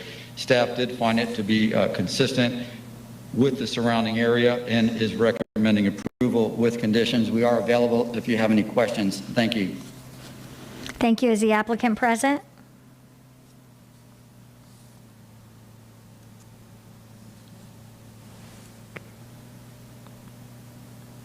Good morning again. Matt Newton again with the law firm of Shoemaker, Loop & Kendrick here in Tampa, 101 East Kennedy, Suite 2800. I have been sworn. Just to follow up on a few points regarding this one, this is an aerial found in your backup material. And this is just to emphasize the proximity of this parcel, which is really a gem considering its proximity to major employment centers here, the Sable Park and Highland Park DRIs. And this is an exciting project because it really activates multimodal, pedestrian-centered traffic from workforce housing, well, market housing, but to these employment centers. Main access will be off of Bryan. And then Ellen here along the west, there is going to be a pedestrian access as well as a new sidewalk. Unlike the previous development, this is a very skinny parcel. It's a large parcel, but very skinny. So we are asking for deviations as far as setbacks are concerned. But it is designed in a manner intentionally motivated to protect these single-family developments to the west. So you see the building footprint is really hugging the stormwater pond, as well as this area. This area to the east is the Highland Park DRA. It has a baked-in setback of 30 feet already to buffer the 120-foot high office buildings that are permitted here. So we are asking for a reasonable setback here, as our 50-foot building will be consistent with that area. Looking at the L shape on the other end, this area here that I'm designating to is existing stormwater infrastructure that cannot sustain single-family development. So there will be a buffer as well, in addition to the 20-foot landscape buffer type B, which reduces down here to make room for the sidewalk. And in your backup material, there is a demonstrative that was shown before the ZHM, breaking down what this area will accommodate. Of course, a 5-foot landscape buffer, the clear zone, the area for the sidewalk, as well as the additional clear zone. There are conditions in place to protect single-family neighborhood, nearby neighborhood from sounds, including hours of operation. And again, revisions throughout the design process to really buffer and screen that western area and concentrate intensity along the east and areas that will not have single-family development. This is an exciting development, really creating a pedestrian-friendly means for employees to access the DRIs there. Really an exciting infill opportunity. Happy to answer any questions. Thank you. Do we have any proponent testimony? Anyone to testify in support? I'm not seeing any. Any opponent testimony? Anyone to speak against the project? We're not seeing any. Thank you. I assume the applicant will waive their rebuttal?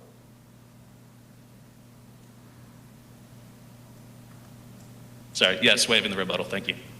Then we'll move to the Planning Commission. Thank you. Melissa Leinhard, Planning Commission staff. The subject property is located in the urban mixed use 20 future land use category. The site is located in the urban service area and also located within the limits of the East Lake Orient Park Community Plan. The intent of the UMU 20 future land use category is to be urban in intensity and density of uses. As the rezoning proposes an urban level in density achieved through a planned development zoning district, it meets the intent of the UMU future land use category. The proposal of a 4-story residential building with 97 multifamily units would allow for residential uses that are compatible with the surrounding development pattern. The surrounding area includes a variety of housing types, including single-family residential detached, mobile homes, and multifamily.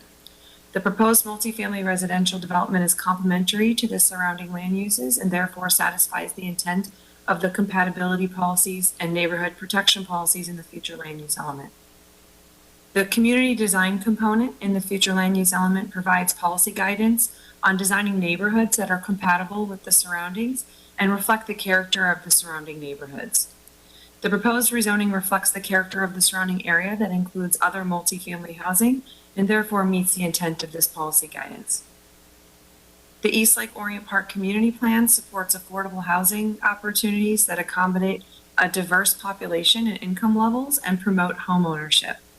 The proposed residential development will provide additional housing opportunities within East Lake Orient Park and is therefore consistent with the vision of the community plan. Overall, staff finds the proposed plan development is consistent with the urban service area policies and also supports the vision of the East Lake Orient Park Community Plan. The request is also compatible with the existing development pattern in the area. And based upon those considerations, Planning Commission staff finds the proposed plan development consistent with the future of Hillsborough Comprehensive Plan for unincorporated Hillsborough County subject to the conditions proposed by Development Services. Thank you. Thank you. Zoning hearing master summary.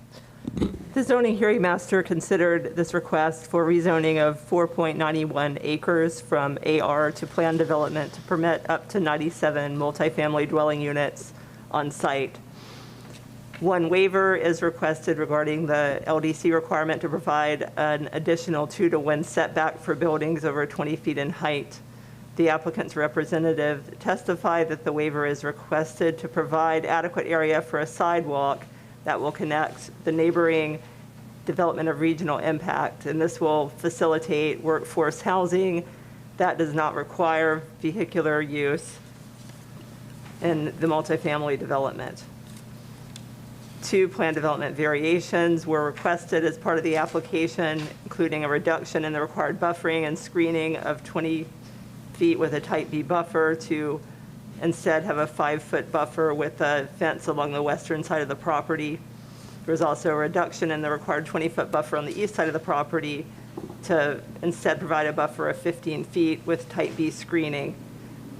The zoning hearing master found that these requested variations do meet the land development code, as the plan proposes retention ponds between the subject buildings and adjacent parcels to mitigate the impact.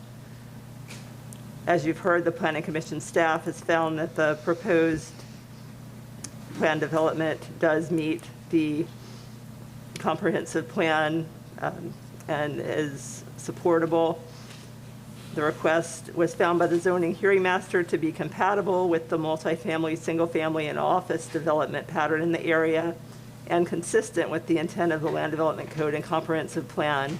The zoning hearing master therefore recommended approval. Thank you. And with that, we will move to board discussion. Motion. Move for approval. Second. We have a motion by Commissioner Meyer, seconded by Commissioner Cohen, and seeing no further discussion, can we please do a roll call vote? Kemp, Yes? Cohen, Yes. Hagan, Yes. Myers, Yes. Overman, Yes. Smith, Yes. White. Yes. Motion carried 7-0. Thank you. And with that, I'll just note that it's 20 minutes to 12, and I'm thinking that we would maybe take the next one more item, and then whatever time that might be, break for lunch for about an hour. Okay, just wanted to see if the board was there with me. And with that, we'll move, Mr. Murata, we'll move to the next item. Thank you, Commissioners. We're up to F5 at this point. This is rezoning plan development 21-0592 located at 6206 North Del Mabry Highway. Commissioners, I'll draw your attention to the aerial that we have on the overhead. The outline in red is the subject site. It's along the Del Mabry commercial corridor. It has frontage on Del Mabry. It's between Lambright and 580, which is Hillsborough Avenue over here. Large amount of commercial uses in the area. The current zoning of the site is commercial general. It's a 0.86 acre site. The rezoning is to planned development to allow a furniture store. The context of that is the CG allows the furniture store. However, the CG has a limiting FAR that is lower than what the enabling comp plan would allow. The applicant is proposing to agree to limit the site to a furniture store only as opposed to the full range of CG uses. And they're requesting to take the site from its current configuration of 9,300 square feet up to 13,000. Staff has recommended approval of this. We found it to be consistent and compatible with the surrounding area with the recommended conditions. So we're available if you have questions. That concludes our orientation and presentation. Thank you. Thank you. Is the applicant present?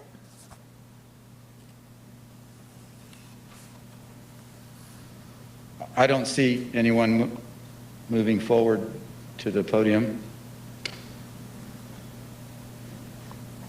Okay. We have no applicant? Okay. Then I guess we will move to proponent testimony. Is there anyone there to speak in support of the application? I don't see anyone moving forward in support of the application either. Any opponents of the application? No, ma'am, I don't see anybody here. Okay. Is there any issue with moving forward if the applicant is not present? Not at this time. I haven't heard any opposition or anything that the applicant would really need to address. So if the board's pleasure is to proceed in anticipation of approval, then that's... This is very fast application. And I'm just noting rebuttal, the applicant's not present. I think this is a first for me, actually. And is the Planning Commission, if you could please speak. Yes. Thank you. Melissa Leinhardt, Planning Commission staff. The subject property is located within the Office Commercial 20 future land use category. The site is located in the urban service area and not located within the limits of a community plan. The applicant is requesting to rezone the subject site from commercial general to planned development to permit a single-story commercial building up to 13,112 square feet, an increase in FAR from 0.25 to 0.35. The site currently has an existing furniture store to the size of 8,700 square feet and is requesting a 4,400 square foot expansion of the current building. Per the applicant, the planned development is restricted to only furniture store use, which is currently there. The site is currently light commercial and with an existing furniture store, as I mentioned. North and south of the site is also light commercial. Further south of the site is heavy commercial along Dale Mabry. East of the site is a light commercial, vacant commercial area, and some multifamily developments. The proposed planned development will not change the existing light commercial use and is consistent with the commercial development pattern along this principal arterial roadway. The proposed planned development is compatible with the surrounding developments and meets the intent of the future land use element policies regarding compatibility and complementary uses. The site will also have vehicular and pedestrian cross-access to the adjoining north and southern properties, consistent with policy direction regarding connectivity to adjacent sites. Based upon those considerations, Planning Commission staff finds the proposed plan development consistent with the future of Hillsborough Comprehensive Plan for unincorporated Hillsborough County, subject to the conditions proposed by Development Services. Thank you. Thank you. Zoning hearing master recommendation summary. The zoning hearing master considered the request to rezone 0.86 acres from commercial general to planned development to permit a furniture store with related accessory uses up to a maximum of 13,112 square feet. One PD variation has been requested as part of the application, which is a reduction of the required 30% green space to a 15% green space amount to recognize existing paved parking spaces. The zoning hearing master found that the requested PD variations meet the LDC requirements as the request serves to maintain existing excess parking spaces for the furniture store. As the parking configuration is existing, it will not adversely impact adjacent property owners.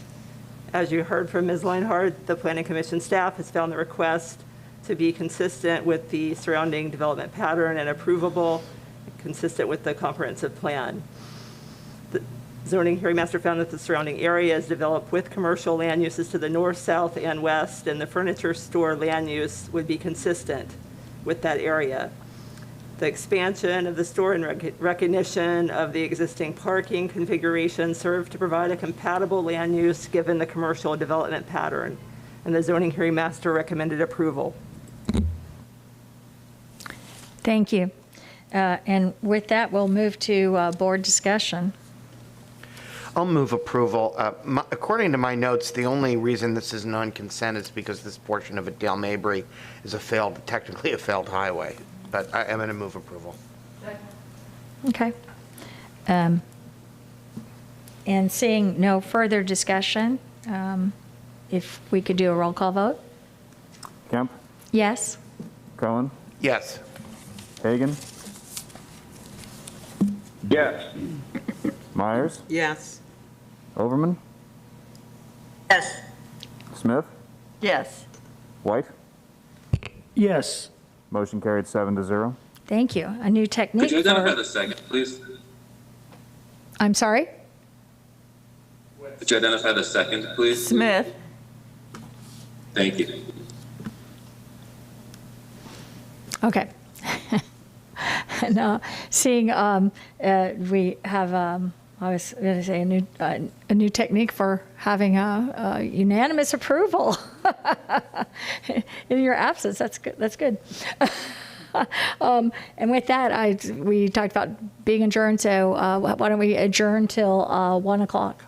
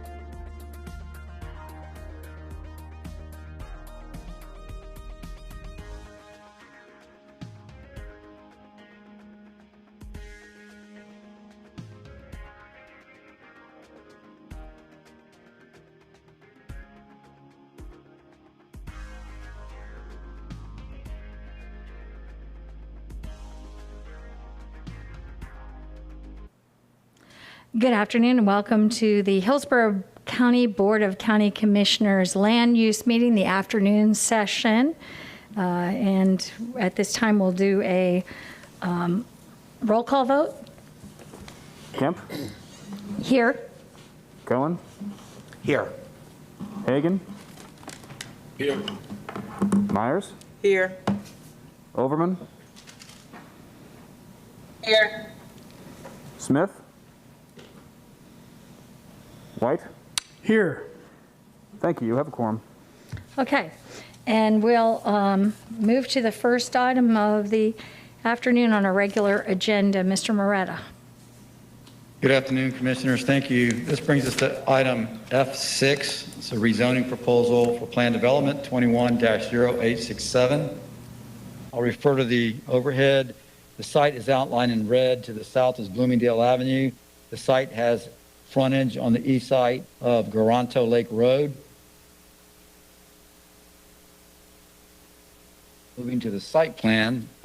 Commissioners, currently the site is for interstate plan development, which is a district that is no longer used but still administered. And the uses in that particular site are regulated by floor area ratio, and the two uses are permissible as office and daycare. This is a request to rezone to plan development for a mixed-use commercial development, approximately 15,000 square feet, 15,911 square feet. The proposals for a mixed use to allow a mixture of commercial, medical office, retail, car wash, oil change, auto repair, and the car wash is automated, I should say. We do have also a change to walk through.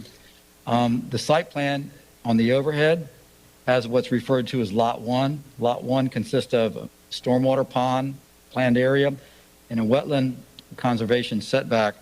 The applicant had committed to a conservation easement as well as part of the condition that this will be a stormwater pond. They committed to a conservation easement. At the time when we reviewed the commitment, a discussion ensued as to who would be the beneficiary of the easement. And it's been determined that the Environmental Protection Commission shall be the beneficiary of the conservation easement. And so that item has been presented to you as part of the addendum today. As well, I just point out in that area, there also will be a proposed or required connection for vehicular and pedestrian cross access.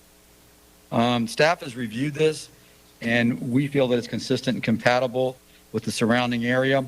It's not a significant change from the previous plan development, and we are recommending approval subject to conditions, including the amended condition speaking to the EPC being the beneficiary of the conservation easement. If you have any other questions, we're available, and that concludes our discussion. Thank you. Thank you. Is the applicant present?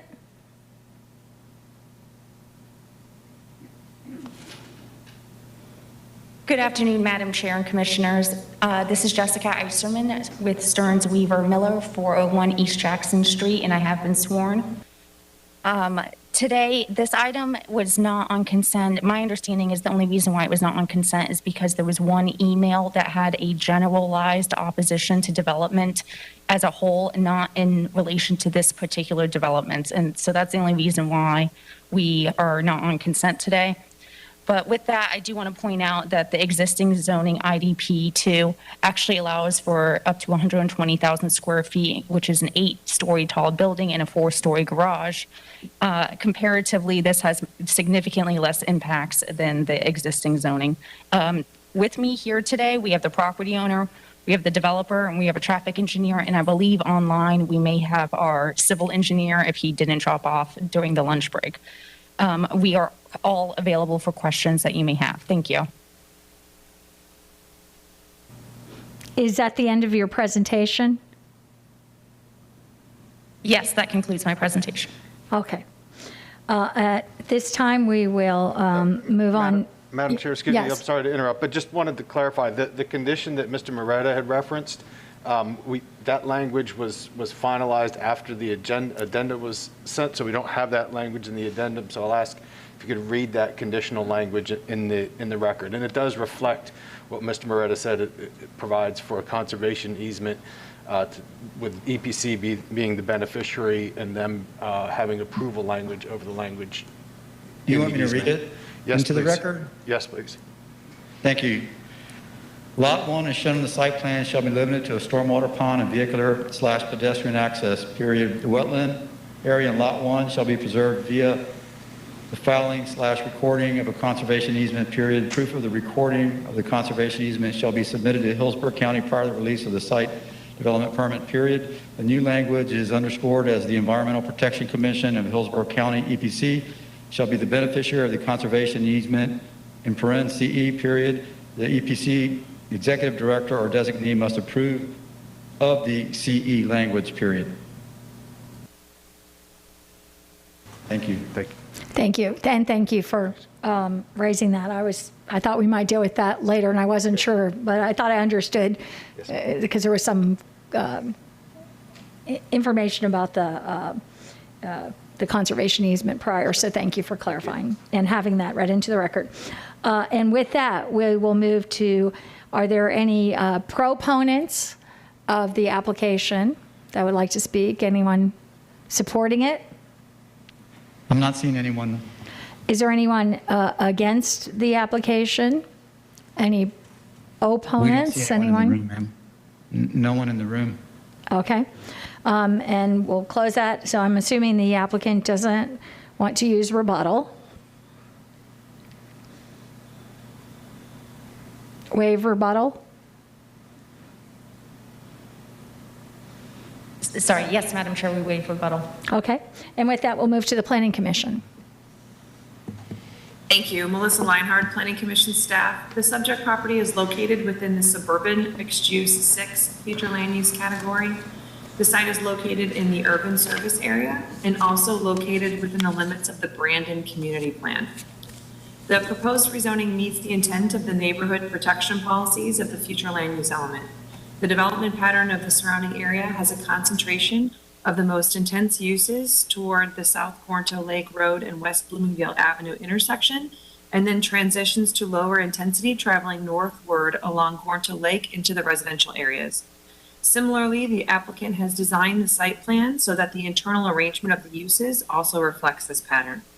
The applicant has agreed to use the wetland portion of the subject site as a permanent buffer between the commercial uses and the residential uses that are north of the site by placing the wetlands in a conservation easement. The applicant has also agreed to use restrictions and no drive-through on the retail operations of Lot 2. The hours of operation for uses on lots 3 and 4 will be from 8 a.m. to 8 p.m. The applicant is also providing access from South Quarnto Lake Road and full cross access to the neighboring PD 12-0258 to the east, and vehicular cross access to the south of the subject site to facilitate greater connectivity in the surrounding area. The subject site meets commercial locational criteria requirements under Objective 22 and Policy 22.2 via the exception provided in Policy 22.3, which states that in circumstances where a site is unable to meet the requirements of Policy 22.2, but at least 75% of the frontage associated with the use is within the distance and under single ownership, then the proposed use may be considered for approval. Thus, the site meets commercial locational criteria as it fulfills this condition. The proposed rezoning meets the intent of the Interstate I-75 policies in Objectives 34 and 35 of the future land use element. Policy 34.1 encourages projects with urban level intensities that do not endanger the viability or aesthetic characteristics of conservation and preservation areas. In this case, the wetlands will be placed in a conservation easement and will therefore satisfy this policy direction. The other policy direction under this objective encourages the use of innovative site design techniques, as well as the use of gradual transitions of uses and intensities between different uses. The applicant has also redesigned the site to reflect the initial concerns of Planning Commission staff and provided conservation areas as well as connectivity with the surrounding area and a decrease in the intensity of uses. The subject site meets the intent of the Urban General Character District of the Brandon Community Plan. This character district is intended for mixed-use, multi-story buildings to accommodate retail, office, and dwellings such as townhomes and row houses. The applicant has provided retail with restrictions on uses and hours of operation and has placed them below the proposed conservation area, which will provide a natural transition of uses. Based upon those considerations, Planning Commission staff finds the proposed plan development consistent with the future of Hillsborough Comprehensive Plan for unincorporated Hillsborough County, subject to the conditions proposed by Development Services. Thank you. Thank you. Zoning hearing master recommendation summary. The zoning hearing master reviewed the request for rezoning of 4.69 acres from interstate plan development to plan development to permit a 6,525 square foot retail center with identified land uses, a 3,816 square foot automated car wash, and a 5,570 square foot minor vehicle repair and oil change facility. No waivers or plan development variations were requested. As you've heard, Planning Commission staff has found the request supportable. The zoning hearing master stated that the site plan is designed with lots that transition the intensity of the uses from the south to the north, consistent with the more commercial development to the south and the residential uses to the north and east. Specifically, the automated car wash, oil change, and minor car repair businesses are proposed at the southern end of the parcel. To the north, the applicant proposes a restricted retail center and stormwater pond to the east, adjacent to the existing single-family development. A wetland area comprises the northern portion of the property. The applicant's representative agreed at the zoning hearing master to a zoning condition, that would require the land as shown on the site plan in Lot 1 to be used only as a stormwater pond, wetland conservation easement, and required vehicular and pedestrian cross-access, thereby ensuring compatibility with the adjacent single-family residential development. The zoning hearing master found the proposed plan development to be consistent with the surrounding land uses and with the intent of the LDC and comprehensive plan, and recommended approval. Thank you. And this time we'll move to board discussion. Move approval.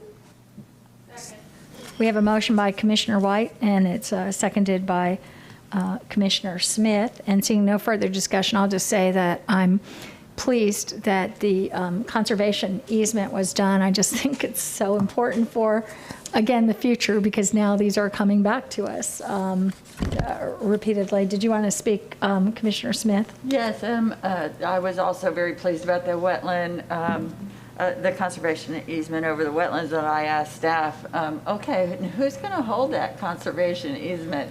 And so I'm glad that we worked out, it could be worked out that EPC would hold it. That's very appropriate, but it's something that we need to, be careful of moving forward, that we're clear about who actually holds the conservation easement and is responsible for that.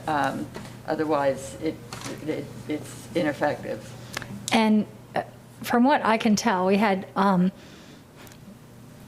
long-term not dealt with this issue. That's been something rarely done. But when I looked at other samples from around Florida and other places, it was a regular occurrence that they did that as, just a standard operating procedure. So we need to really start moving on that, or otherwise, it's come back over and over again. So thank you for asking and or getting that clarification as well.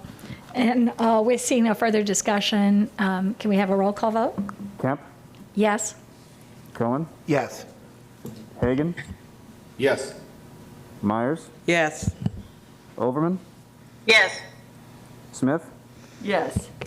White? Yes. Motion carried 7-0. Thank you. Mr. Moreta. Thank you, Commissioners. This brings us to item F7 on the agenda. This is a major modification proposal 21-0877. Commissioners, I'll draw your attention to the overhead projector. The site is outlined in red. To the north is Gerasi Road. To the south is Crystal Lake Road. We have Dale Mabry on the yellow to the west of the site, The Idlewild site in Van Dyke Road is located to the south. Commissioners, this is a major mod. As I noticed, the current plan development permits 205 single-family units. The proposal is to organize the site plan, and Michelle's going to walk you through the site plan in a second here, is organized into different villages. They're proposing to reorganize those villages and total with a maximum development entitlement of 198 single-family lots. Commissioners, I would also note that in the review of this, the applicant has proposed 2 additional conditions. One is dealing with stormwater, and one is also dealing with setbacks. The applicant will read those into the record and speak to those as part of their presentation. Having said that, I want to turn this over to Michelle so she can walk you through the site plan changes to and from. Thank you.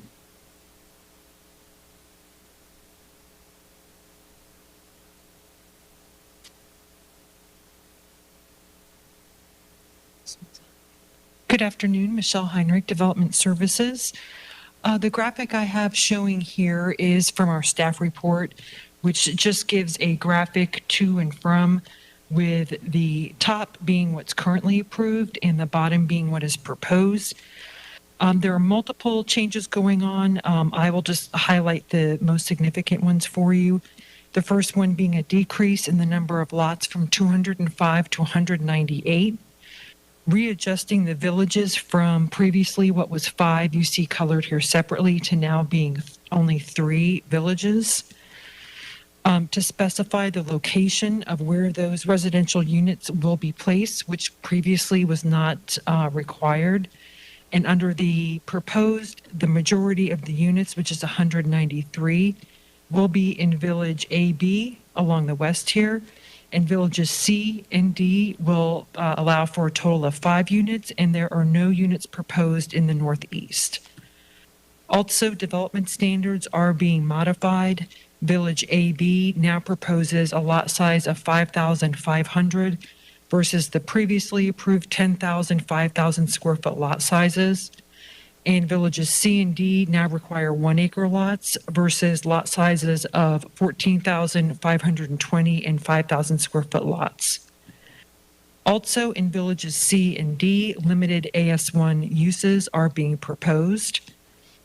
Also, I'm not sure if Mr. Moretta stated this previously, but this PD, which was approved in 2000, is required to utilize public water and public wastewater. Under this application, they are asking for the existing home in Village D to remain on well and septic. The other change proposed is more internal circulation. As you'll see on the south, previously there was none depicted, whereas what's being proposed now are connections between the villages so they do not have to go out to the main roads. And lastly, perimeter access changes. We now have, previously there were 4 access points on Crystal Lake Road. Now what is proposed is 2. 1 access versus 2 access points along the western boundary. 1 new access on Gerasi, and 1 new access along the north boundary, which is Wilson Circle, which is shown up here to the north. Our analysis found these changes to be compatible and an improved project in comparison to the 2000 plan. And the site is unique given its location at the edge of the rural service area, the site being adjacent to more intensive zonings and future land use categories to the west, and the current Lutz community plan goals and policies. Our review found the proposal serves as a transitional project, which recognizes many of the community plan goals, many of the LDC requirements and comp plan policies encouraging connectivity, while also maintaining previously approved entitlements. And I'm available if you have any questions. Thank you. And do we have any proponents that wish to speak? Anyone in support of this? The applicant is ready to make their portion of the presentation. Okay, pardon me. Is the applicant present? Yes, good afternoon, Commissioners. Cami Corbett with the law firm of Hill, Ward, and Henderson here representing the applicant Lennar Homes. I do have a brief presentation. We could wait a minute until it gets up. Next slide, please. As Joe indicated, the site is located east of Dale Mabry Highway and north of Idlewild Baptist Church. This is land that's been owned by the Drossi family since the 1930s. The original rezoning approval, as Michelle said, was in 2000, and then this modification allows an opportunity to preserve the Drossi homestead in that southeast corner in what's Village D. Next slide, please. As Michelle said, here's the approved site plan for 205 units with a range of lot sizes and 2 estate lots. Next slide. This is the proposed plan with 198 single-family homes with 193 in Village AB at 5,500 square feet, and then only 5 in Village C and D with a minimum 1 acre size. This plan converts 25.5 acres of land back to the rural development standards of the AS1 zoning district. Next slide. Just want to direct your attention to the key staff's findings on compatibility. The proposed plan is keeping with the area's vision for semi-rural development. Your staff has found that Village AB serves as a transition between intense suburban development to the west. There's multifamily and an ALF immediately to the west. Village C and D now provide a less dense development pattern, and then clustering pattern is consistent with the Lutz community plan, and this proposal leaves a lot of natural land undisturbed. Next slide. We have no objections from any reviewing agency, and we have findings of consistency and compatibility with both the comprehensive plan and the Lutz community plan from the Planning Commission. And Development Services has found this approvable subject to conditions, as did the zoning hearing master. And at this time, I'd like to read into the record the conditions that Joe mentioned that we believe codify as zoning conditions commitments that were made by the applicant's engineer during his testimony regarding the drainage. And that condition would read, the developer will design and permit the proposed stormwater management system to meet the volume-sensitive capacity criteria as defined in the Hillsborough County Stormwater Technical Manual, section 6.1.34, and the developer shall demonstrate that the stormwater management system will have no adverse impact on nearby properties. And then also a condition regarding the setback from the northern property boundary, that lots will be located a minimum of 200 feet away from the northern boundary of the project, and the 2 northernmost lots in Village AB will be developed with single-story homes. And at this time, I'd like to have Steve Henry address traffic and access, and he'll be followed by our engineer to talk about drainage. Thank you.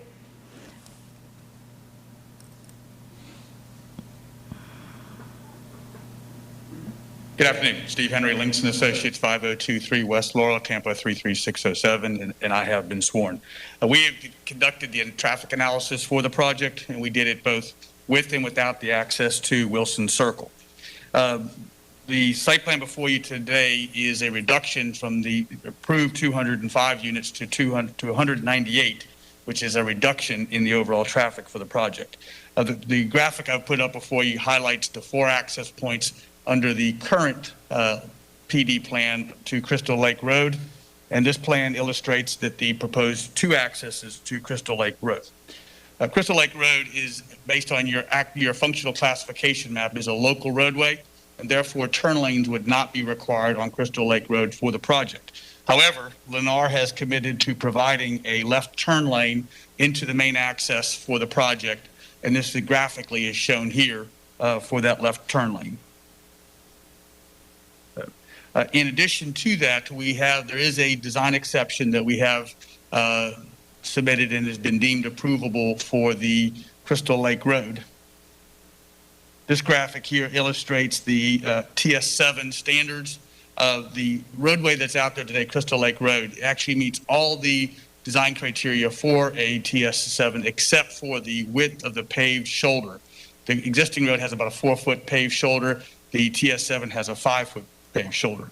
In order to mitigate that impact, what the developer has agreed to do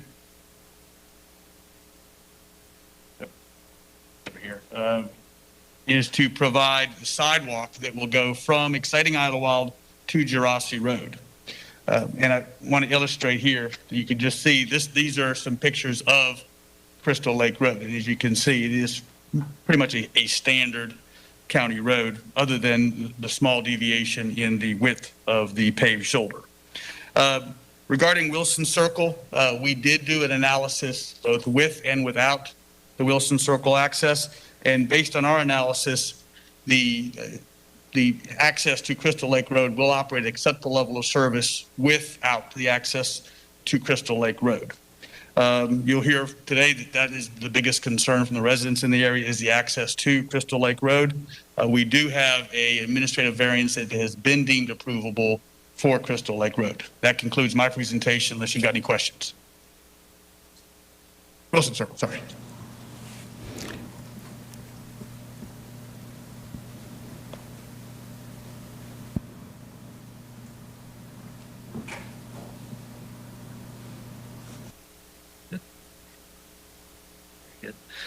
Good afternoon, Commissioners. Joe Simino with WRA Engineering, 4260 West Linebaugh Avenue, Tampa 33624. As we heard, we are proposing a special condition that basically states we are going to meet volume-sensitive criteria on this stormwater design. Typically, if and when a project proceeds beyond this point, it goes into site plan review, engineering design review, and technical negotiation ensues where the developer works with the Stormwater Management Department to determine downstream outfall capacity. There's adequate capacity, there's peak sensitive capacity, and there's volume sensitive capacity, which is the most stringent. There are a number of reasons based on existing pipes that discharge from the Lake Pearl Basin into Lake Thomas and additional flowways north of Lake Thomas that take water out that would make it so this site actually meets peak sensitive criteria. However, we're putting in that special condition to demonstrate that we're going to just bypass that negotiation and go straight to the most stringent version of the discharge criteria, which is the volume sensitive. And that essentially means that this entire development site is going to drain internally to these stormwater ponds, and we're going to retain the post-development 100-year storm, which is, again, the highest form of stormwater attenuation you can do per the Hillsborough County Stormwater Technical Manual. So we are going to acquiesce and go straight to that stringent criteria before any discharge into Lake Pearl. And that is basically how this site drains into the Lake Pearl area before any discharge proceeds north and out of the site. Tammy Corbett again for the record. We did do a lot of community outreach with this project. We had a community meeting on August 24th. And then again, we had a meeting on property at Mr. Derassi's property on September 25th. And we've had multiple one-on-one meetings with various neighbors and the leadership of the Wilson Circle Neighborhood Association. We really appreciate them working with us and educating us about their area and allowing our stormwater engineer to design a project and work with them to try to alleviate the drainage problems in their area. It's almost universal concern you will hear about the Wilson Circle access. We originally submitted our application with an emergency access only. We only added that access point because staff required it for interconnectivity purposes. We would have no objection to a elimination of that full access and support the residents. We feel that there is testimony and evidence in the record from the zoning hearing master, both from Mr. Henry, who just heard, said that this is not necessary for this development, and the character of Wilson Circle as a rural neighborhood and not wanting or needing interconnectivity to this more suburban transition portion of Village AB. And with that, that concludes our presentation, and we'll be back up on rebuttal.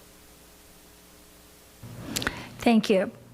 And with that, we will move to proponent testimony. Is there anyone there in support, to speak in support of the project? Yes, there is. Okay. If there's more than one person, or just so you know, there's 10 minutes. Hello, good afternoon. I'm Travis Stair, proposed buyer for 18205 Griffith Road. The new PD clusters the homes to the west and gives the neighborhood roughly a 100-acre buffer zone. Also preserves more land for the wildlife, such as deer and turkey, which are, a scenery to the neighborhood. The existing PD basically takes the entire property, reducing the wildlife, not only but causing serious water runoff issues, which result in additional flooding along Jurassic Road which I'm is going sorry. to be a nightmare. Before we continue, just for, I called first for proponent testimony, those in support of the project. Do we have? Yes, that's me. That's what I'm talking about. Okay, okay.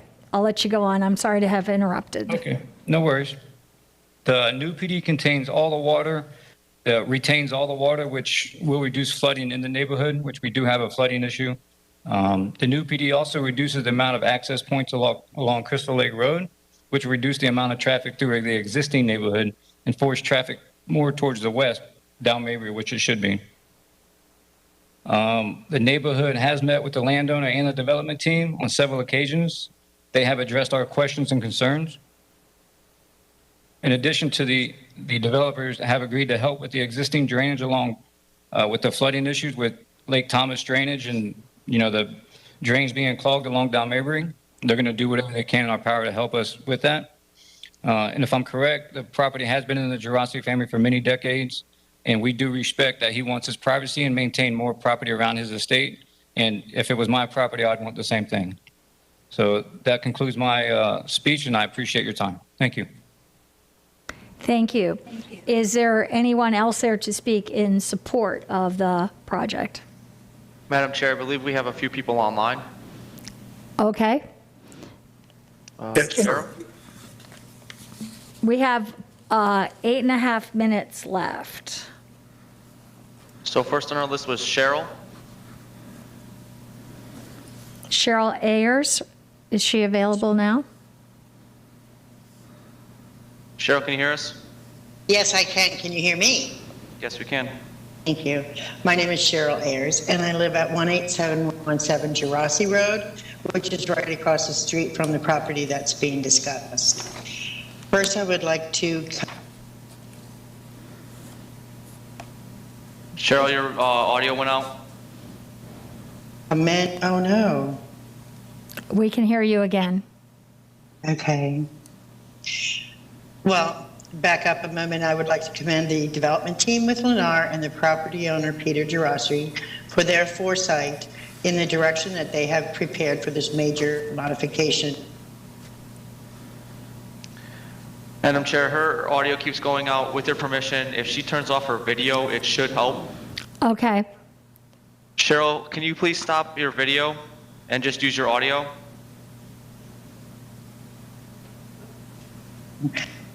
Cheryl, if you can hear me, please stop your video and just use your audio. Can you hear me now? I can hear you, but I can't get to that spot. It's asking me to leave the meeting, and I apologize, but I'm running out of power on my phone.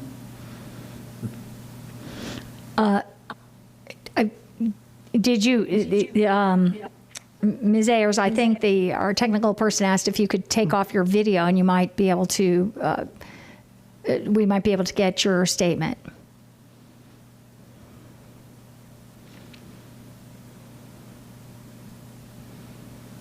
Madam Chair, It says I'm in audio-only mode. okay, that's fine. We can hear you now. You can continue with your testimony. Well, again, I wanted to thank the people who are developing this and how well they paid attention to the community. Our main issues of concern were the drainage, increased traffic, the construction traffic, and overall impact this size of a project has on our community. I think the only major concern that we have in opposition is the connection to Wilson Circle. So I think I speak like others to be totally in favor of this major modification, with the exception of the connection to Wilson Circle. That would be very negative in its impact on our community and especially the families on that street. I believe any connection to Wilson Circle should be considered for emergency access only. Thank you very much. Thank you. Chuck Carnival? Yes, hi. My name is Chuck Carnival. I live on 18109 Gerasi Road, directly to the east of Mr. Gerasi's entrance to his property.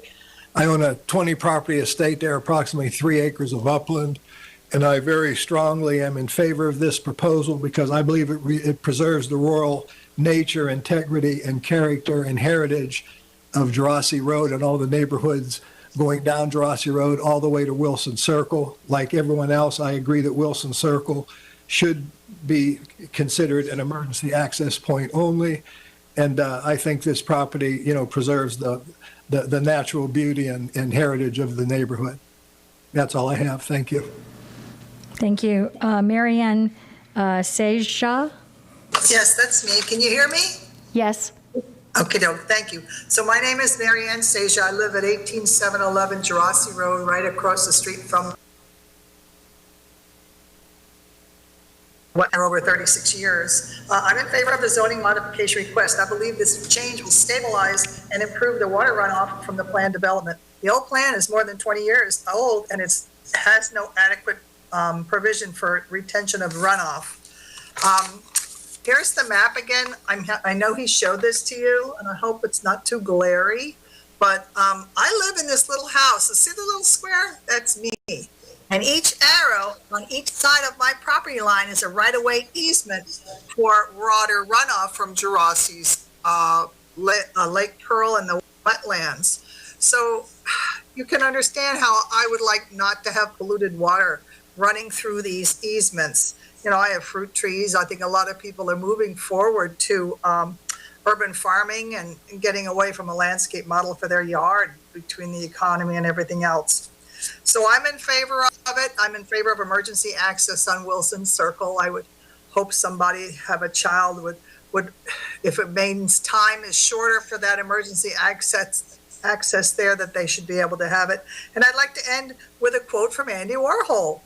And Andy says, "I think having land and not ruining it is the most beautiful art that anyone could ever want." Thank you for the time. Thank you. Travis Thayer? Travis was in person. He was the first one to speak. Oh, okay. I have him down virtually. I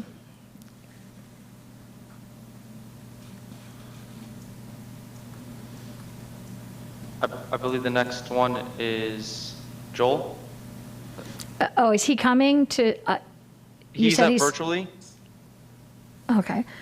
Joel 2, virtually. Yes, hello. This is Joel 2. I'm a land use attorney in Palm Harbor, Florida. I have the privilege of representing Peter Jurassic, and I'm speaking on Peter's behalf.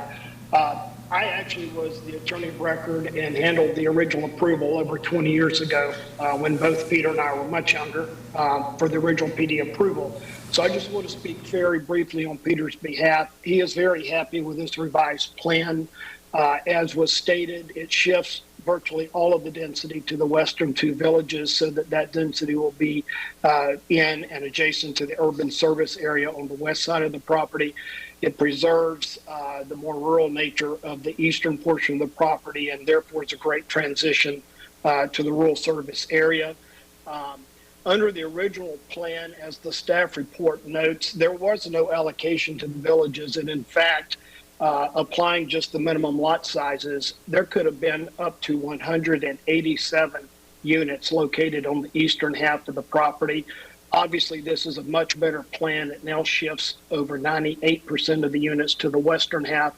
Peter does plan to maintain his homestead, which obviously has been in the family a long time, and that's why the allocation of only 5 units essentially to the eastern half of that property. He's completely eliminating those potential lots on the north side of Lake Pearl on Jurassic Road, which will benefit the Jurassic Road residents tremendously. So in short, we believe that this actually is a poster child for good transitional zoning from west to east, from the urban service area to the rural service area. And then finally, Peter, just like Lennar, Peter has no dog in the issue about the Wilson Circle access. We fully understand the concerns that those adjacent residents have. We understand that technically the Land Development Code encourages that cross access, and therefore that's why staff requested it.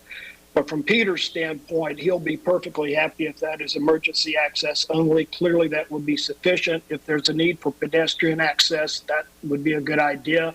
But he certainly does not support forcing that access through Wilson Circle to those neighbors because, as Mr. Henry testified, it's simply not necessary to have good and adequate traffic circulation for the project. So with that said, we request that you approve this, please. Thank you. Thank you. We have 2 minutes and 20 seconds left. Is Travis there in person? I believe he already spoke. Oh. Yes. Okay, thank you. Richard, so I have two other listed here in person. Richard Corey and Jennifer Rankin. Jennifer Rankin is virtually, actually. Okay. And is Richard Corey there? No, he is not, Madam Chair. Okay. So if there's anyone left after that, there's 2 minutes and 20 seconds, so I'll recognize Jennifer Rankin. Hello? Go ahead. We can hear you. Hi, Jennifer Rankin, 19014 Cedar Lane. I have lived in the area for 38 years. I am in favor of the change. The change will be a positive impact to the environment, having fewer homes and more environment available to us, that what we are used to. I, like everyone else, am hoping there is a change for Wilson Circle entrance to not be there or emergency access only. And thank you for your time. Thank you. Is there anyone else who wishes to speak to this? Do we have anyone else? We have no one in the room nor Okay. online. Okay. Okay, with that, those were the proponents. Do we have any opponents who wish to speak at this time? Anyone to speak against the project? Yes. Yes, we do. Okay.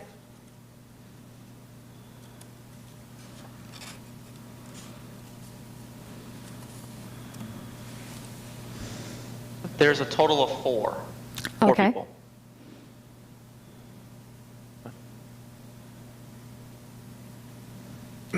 Good afternoon. My name is Brian Flynn. I live at 2608 Wilson Circle, and only 5 lots separate my home and my family from this planned development. I'm the current secretary of the Wilson Lakes Neighborhood Association and a professional civil engineer registered with the state of Florida. I've spent my 20-year career in Florida designing projects that benefit both the environment and the community. I thank you, commissioners, for allowing us to address the board on this important item. We met with county staff, but they indicated they felt their hands were tied regarding this north full vehicular access point, which brings us to you today to help resolve this issue. We feel that county staff and the hearing master have looked at this modification as already approved and merely reshuffling the deck. But there are important details that affect the quality of the lives of the residents that currently live at the Wilson Lakes neighborhood. I firmly believe the landowner has a right to determine what they want to do with their land, but when those decisions start to affect the surrounding neighborhood, that's when I feel compelled to try to find a solution that suits all parties. This modification as submitted with a full vehicular access would affect the safety of the neighborhood residents where our community walks, bikes, and socializes. We're also on well water, and a runoff from additional traffic could affect the water that we drink and the amount of storm water in our streets and yards, also impacting wildlife and therefore the very character of our rural community. We request no full access and instead propose that a bike or pedestrian access is the only and best way to connect the new development with the existing neighborhood. We feel that less vehicular connections in the community will lead to less risk for accidents. We've submitted photographs of the proposed access point, but even those don't do our street justice. We welcome each of you to come out and see for yourselves. I fear that if an emergency access is allowed, then we risk a situation where if the front gate's broken, then the development would use the emergency access as the main entrance while waiting for repairs to be made. We are concerned that if this emergency access is allowed, that it could also potentially be used in the future by the multifamily property currently zoned and to be built west of the subject property. We also have concerns that if the traffic variance that accompanies this modification is approved, it will set a precedent that other developers can use to circumvent the fact that our existing roads are not designed to handle this added volume of traffic. Do not misread me here. We love our tree-lined local streets. We do not want that changed. We just ask that you limit the volume of traffic on Wilson Circle and Jurassic Road. We do not stand in the way of development, We only want what is fair to the existing neighborhood as well as the new one. I thank you for your time, and I'm happy to answer any questions you may have. Thank you. We have 7 minutes left for those who want to speak in opposition.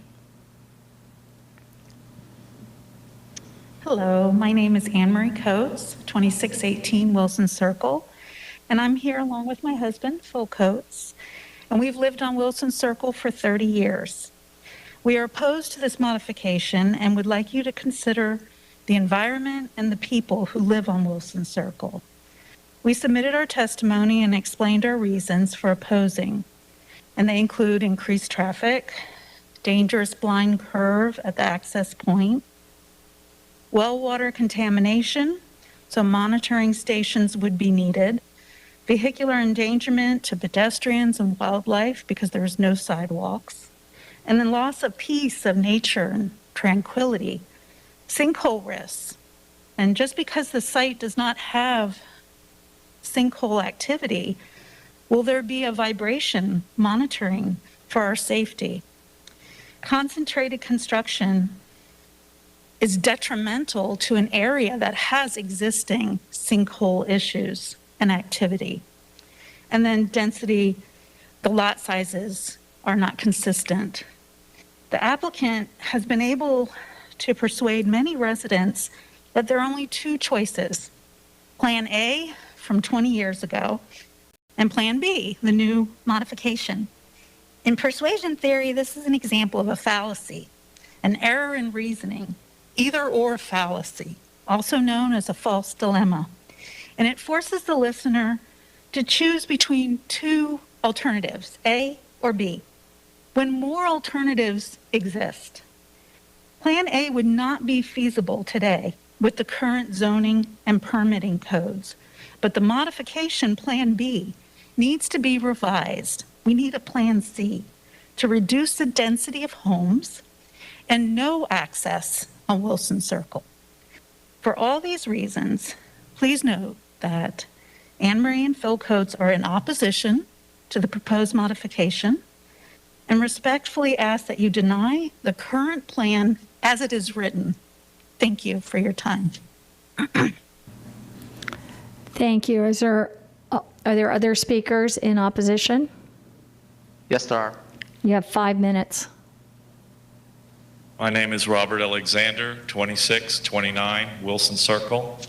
I happen to own the entire curve that driveway, which would be the access point, borders of my property. I've been out in Wilson Circle for 50 years, and this driveway all this time has been used as an access point for Mr. Geraci's ranch, which is perfect. As per all this testimony that's been given to you all, I'm sure you've looked over all of it and all of the hearing master's testimony, that Hillsborough County is the one that has mandated this connection onto Wilson Circle. One of the reasons, supposedly, it's proposed to us, was the interconnection to Dale Mabry. Since the DOT has put in a new light at Sun Lake Boulevard, to get out onto Dale Mabry and to go south is almost impossible in the morning and the evening. So this connection supposedly to Dale Mabry to help this whole situation is rather ludicrous. We have a small road. People use it to walk. They walk their dogs. Mostly a lot of people, even on Geraci Road, come down Wilson Circle to do that. There is no reason, and I'm very glad and I really appreciate the fact that not only the developer as well as Mr. Geraci have agreed that there is really no reason to connect this development to Wilson Circle. We really and truly would wish that if during the construction phase of this project, that obviously Mr. Geraci still has to use it for his farm operations while this is going on, but that the construction traffic be alleviated or asked not to be using Wilson Circle for the thing. I know it's been back and forth as to whether this should be used for emergency use or pedestrian use or whatever. This subdivision is an entity to itself. The end result is what fire engine is going to go bouncing down speed bumps to try and go in a little driveway that they can barely turn in anyway. So we would really like to thank the folks that have redone this. The water situation, we seem to be pretty pleased that that's going to hopefully be remedied. And we ask that Wilson Circle, the denial of the connection to Wilson Circle be in effect. Thank you. Thank you. There's others? We have 2 minutes and 20 seconds. You're coming up now. Thank you very much for hearing all of us. My name is Michael Husky. I live at 1811 Griffith Road, Lutz, Florida, 33548. I am this year's president of the Wilsons Lake Neighborhood Association. And as you can hear, we have many folks in the neighborhood that are for the development, many folks that are against the development. So it's a juggling act for me to represent them well. I hope I do. I have two, which we've narrowed down with Lennar and Mr. Gerasi as vocal points in the development. They've worked with us very well, and we appreciate that very much. Number one problem that we do have is the stormwater drain off. The plans look good for the stormwater drain off. All I ask is Hillsborough County to work with the developer to help our situation with our existing infrastructure that was designed over 50 years ago. I would hope that the stormwater has improved their design in effect that we no longer have to have water running across the top of the roads. We can actually design a system that will run the water under the roads from lake to lake. I would appreciate that very much, and the neighborhood would too. I know that a lot of the roads around our cities and counties, some of the water we've seen on the news where the water's halfway up on tires, and that's not acceptable, but that's the way it is. When that water runs, 1 hour after it stops raining, the water's gone. That's a good drainage system to me. I would love to have that. But we have water running across our road weeks, if not months in end. So much so that we have a permanent sign from Hillsborough County that says road underwater in that exact area. Number two, which you've heard an awful lot about. I'm sorry, the the time, access. your time is up. Your time is up. I'm sorry, the 10 minutes have been used. I appreciate your time. Thank you. So we have our 10 minutes there with our opponent testimony. Would the applicant want to make rebuttal? 5 minutes. Cami Corbett for the applicant. Yes, we would. I'd like to call David Faulkner, our geotechnical engineer, to address Ms. Coates' comments on sinkhole activity.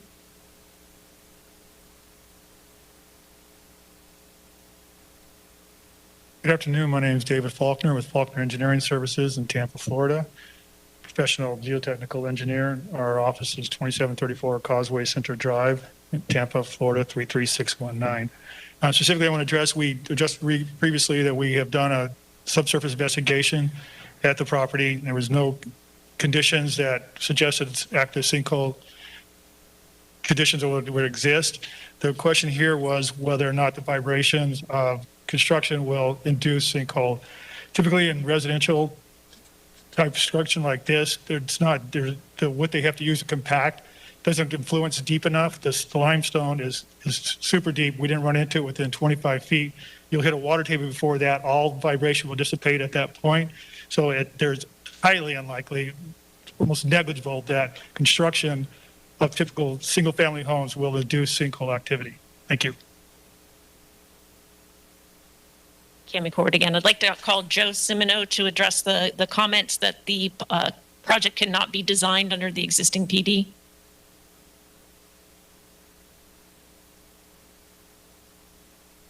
Yes, hello.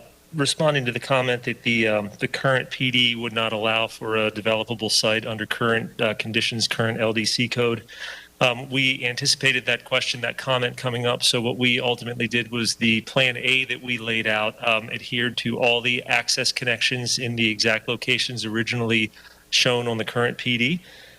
We adhered to all the specific lot dimensions of the 4 different villages that are in the current PD. That's villages A, B, C, and D.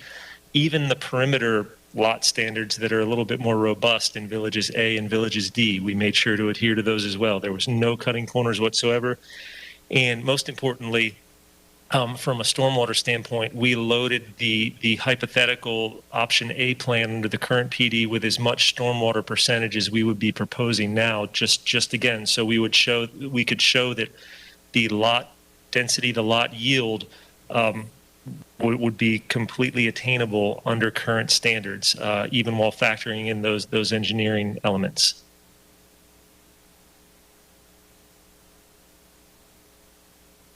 Okay. And then also there's testimony and evidence in the record from Matt Miller from WRA regarding species, finding that there is no existing habitat and confirming that surveys will be required for gopher tortoise and wading birds at the time of site development, actually 90 days prior to construction, to make sure we have the most accurate information. And then also, next slide is Mr. Faulkner's letter that is also in the record. And we do appreciate the neighborhood. They're very passionate about their community, as they should be. And we have tried to be good neighbors and good applicants and property owners and have worked with them. And I think you've heard that. When it comes down to it, this is not a popularity contest. This is a quasi-judicial proceeding that you have to listen to the substantial competent evidence of the experts that are in the record, and all of the expert testimony that's in the record on matters such as sinkholes and wildlife habitat and drainage have been addressed in the affirmative, and your staff and reviewing agencies all support the application, as does the zoning hearing master. And we would respectfully request that you approve this PD this afternoon. As Mr. Simoneau testified, we can develop under the existing PD. So the legal effect of a denial of this rezoning would be to allow the property owner to have the option to return to option A. And I think all of the testimony and evidence in the record demonstrates that this is by far a superior design and a superior plan, and we would respectfully request your approval. Okay, and with that, we will move to our Planning Commission. Thank you. Melissa Leinhardt, Planning Commission staff. The subject property is located within the Community Mixed Use 12, Residential 1, Residential 9, and Residential 2 future land use categories. The site is located partially in the urban service area and mostly in the rural area. The site is located within the limits of the Lutz Community Plan. With this proposed modification of PD 98-0917, the applicant requests to reconfigure the previously approved 205 single-family dwelling units and revise access points to appropriately serve the new site layout. According to Objective 4 of the future land use element, 20% of the growth in the region will occur in the rural area. Most of the subject site is in the rural area, and the proposed modification intends to balance the suburban character of the area to the west and then the semi-rural character to the east of the development. The reconfiguration of development allows for more of the forested wetlands, lake, open space, and agricultural uses to be undisturbed and remain rural in character. Therefore, the proposal meets the intent of the rural area policies under Objective 4. Objective 16 of the future land use element and its accompanying policies seek to protect existing neighborhoods and development by ensuring compatibility with the surrounding area through various buffering requirements and mitigation techniques. The creation of single-family residential lots and the preservation of natural and agricultural lands would be consistent with these policies, as the use is similar and complementary to the surrounding residential and agricultural uses. Policy 16.8 specifically requires the density and lot sizes of the surrounding area to be compatible with new development. The existing uses in the area are low-density single-family residential dwellings and agricultural uses. The surrounding area has existing agricultural and rural and low-density residential zoning districts in the immediate vicinity and preserves the existing rural residential character of the area. The proposal is therefore compatible with the surrounding area and meets the intent of the policy direction in the future land use element. The subject site is located within the limits of the Lutz Community Plan, and one of the strategies in that plan discusses using lot sizes of 1 acre or greater, using clustering only in projects with a minimum acreage of 30 acres or more to allow for preservation of open space and to restore a semi-rural environment. The plan also discusses how new lakefront development shall be required to retain a natural vegetative buffer for the water quality and also for wildlife benefits it affords. The modification includes lot sizes of a minimum of 1 acre, and in addition to that, one of the main intentions of the modified proposal is to reorient the residential development in order to leave more forested wetland, lake, and open space undisturbed. The proposed modification is consistent with the vision of the Lutz Community Plan. And based upon those considerations, Planning Commission staff finds the proposed modification consistent with the future of Hillsborough Comprehensive Plan for unincorporated Hillsborough County, subject to the conditions proposed by Development Services. Thank you. Thank you. Zoning Hearing Master's recommendation summary. The zoning hearing master reviewed the request by the applicant for modification of Plan Development 98-917 to reduce the number of units from 205 to 198, with 193 units within an area to the west and southwest of Lake Pearl, designated Village AB, and 5 units within an area south and southeast of Park Lake, designated Village CD. The zoning hearing master stated that the character of the surrounding area is predominantly single-family residential. The subject property is located at the western border of the rural service area and rural future land use categories. Properties west of the subject property are in the urban service area and suburban to urban land use categories. The zoning hearing master found that the proposed major modification is compatible with surrounding uses and zoning districts, and that the proposed project will serve as a transition between the urban and rural areas of the Lutz community. As you've heard from Ms. Leinhard, the Planning Commission staff found the proposed rezoning consistent with the comprehensive plan and the Lutz community plan. The zoning hearing master noted that nearby residents overwhelmingly object to a full access connection point on Wilson Circle. The applicant supports limiting this access point to emergency use only. The zoning hearing master found that the major modification request is in compliance with and in furtherance of the intent of the goals, objectives, and policies of the comprehensive plan, and recommended approval. Thank you. And with that, we can move to board discussion or motion. Move for approval. We have a motion by Commissioner Myers and has been seconded by Commissioner Smith. And at this point, I don't see any discussion. So please do a roll call vote. Kemp? Yes? Cohen? Yes. Hagan? Hagan? Myers? Yes. Overman? Yes. Smith? Yes. White? Yes. Motion carried 6-0. Thank you. And with that, we will, Mr. Moretto will move to the next item. Thank you. This brings us to item F8. This is a major modification, 21-0944.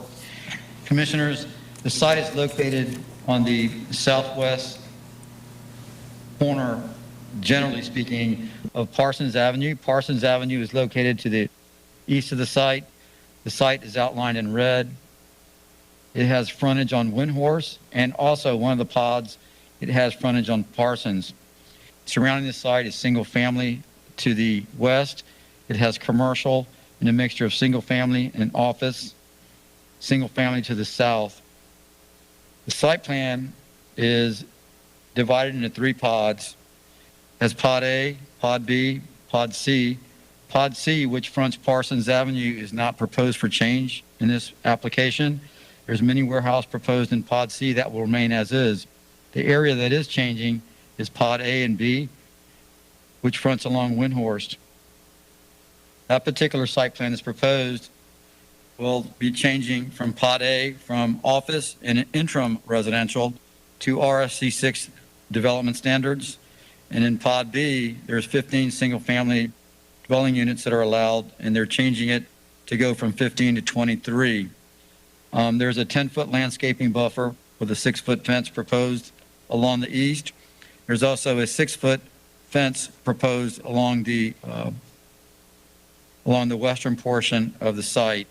When staff evaluated this, we felt it was consistent and compatible with the surrounding land use pattern, and we are recommending approval with conditions.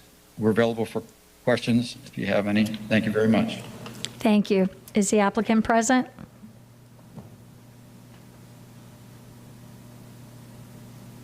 Good afternoon, Commissioners. My name is Lynette Glass. I'm with, thank you, a little short. I'm with Habitat for Humanity of Hillsborough County, address 509 East Jackson Street, Tampa, Florida, 33602. We have no comments to add other than what's in the report. We did want to state that the reason we're on the regular agenda is because there was a comment at the zoning hearing master meeting about the fence that is shown on page 6 that Mr. Moreta just showed you. It's the 6-foot wide, the 6-foot tall fence on the western property line. Thank you.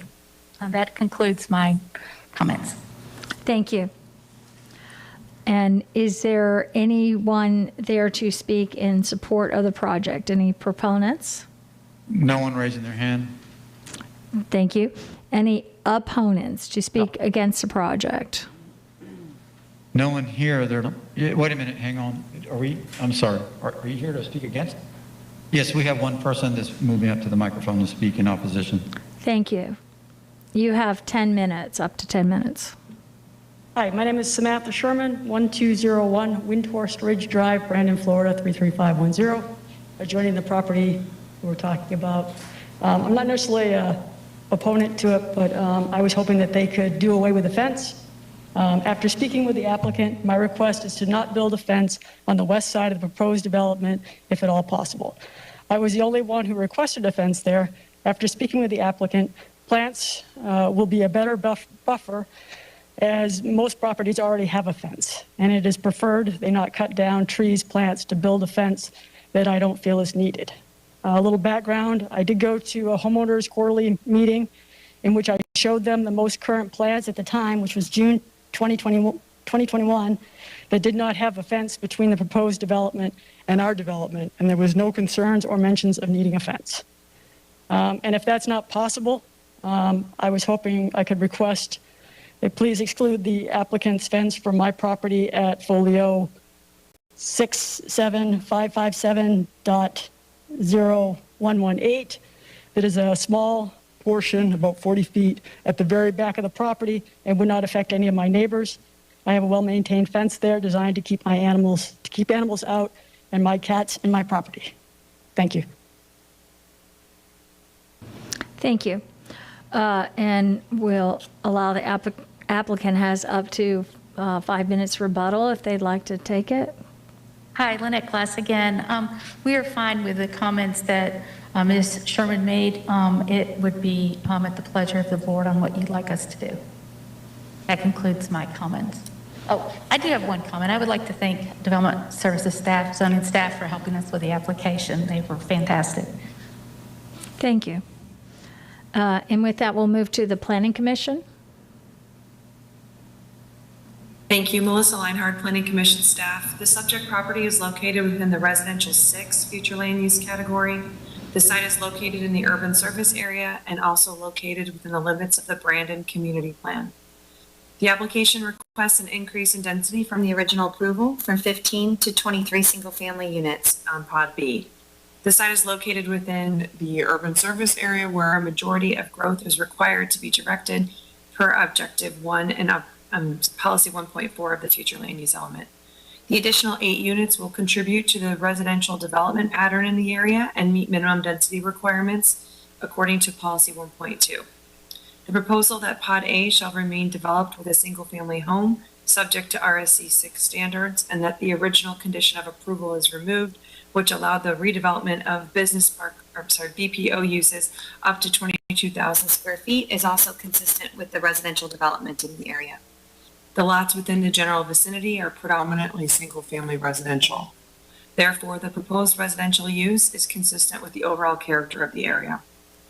The proposed modification would facilitate residential development comparable to the development pattern in the area. Single-family home developments surround the site on all sides in the general vicinity, while light, commercial, natural open space, and a church are located immediately to the east and southeast. The single-family homes would complement the existing suburban and neighborhood commercial development pattern. The proposed density is compatible with the surrounding area, promotes infill within the urban service area, and is consistent with those policy directions. The proposed development is consistent with the suburban character district goals of the Brandon Community Plan, which seeks to develop a primarily residential area of single-family detached homes with side and perimeter yards on 1/4 acre or less.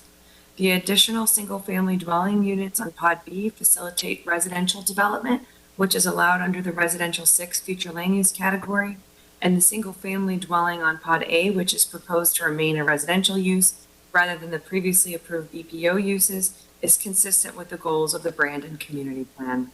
And based upon those considerations, Planning Commission staff finds the proposed modification consistent with the future of Hillsborough Comprehensive Plan for unincorporated Hillsborough County, subject to the conditions proposed by Development Services. Thank you. Thank you. Zoning Hearing Master, recommendation summary.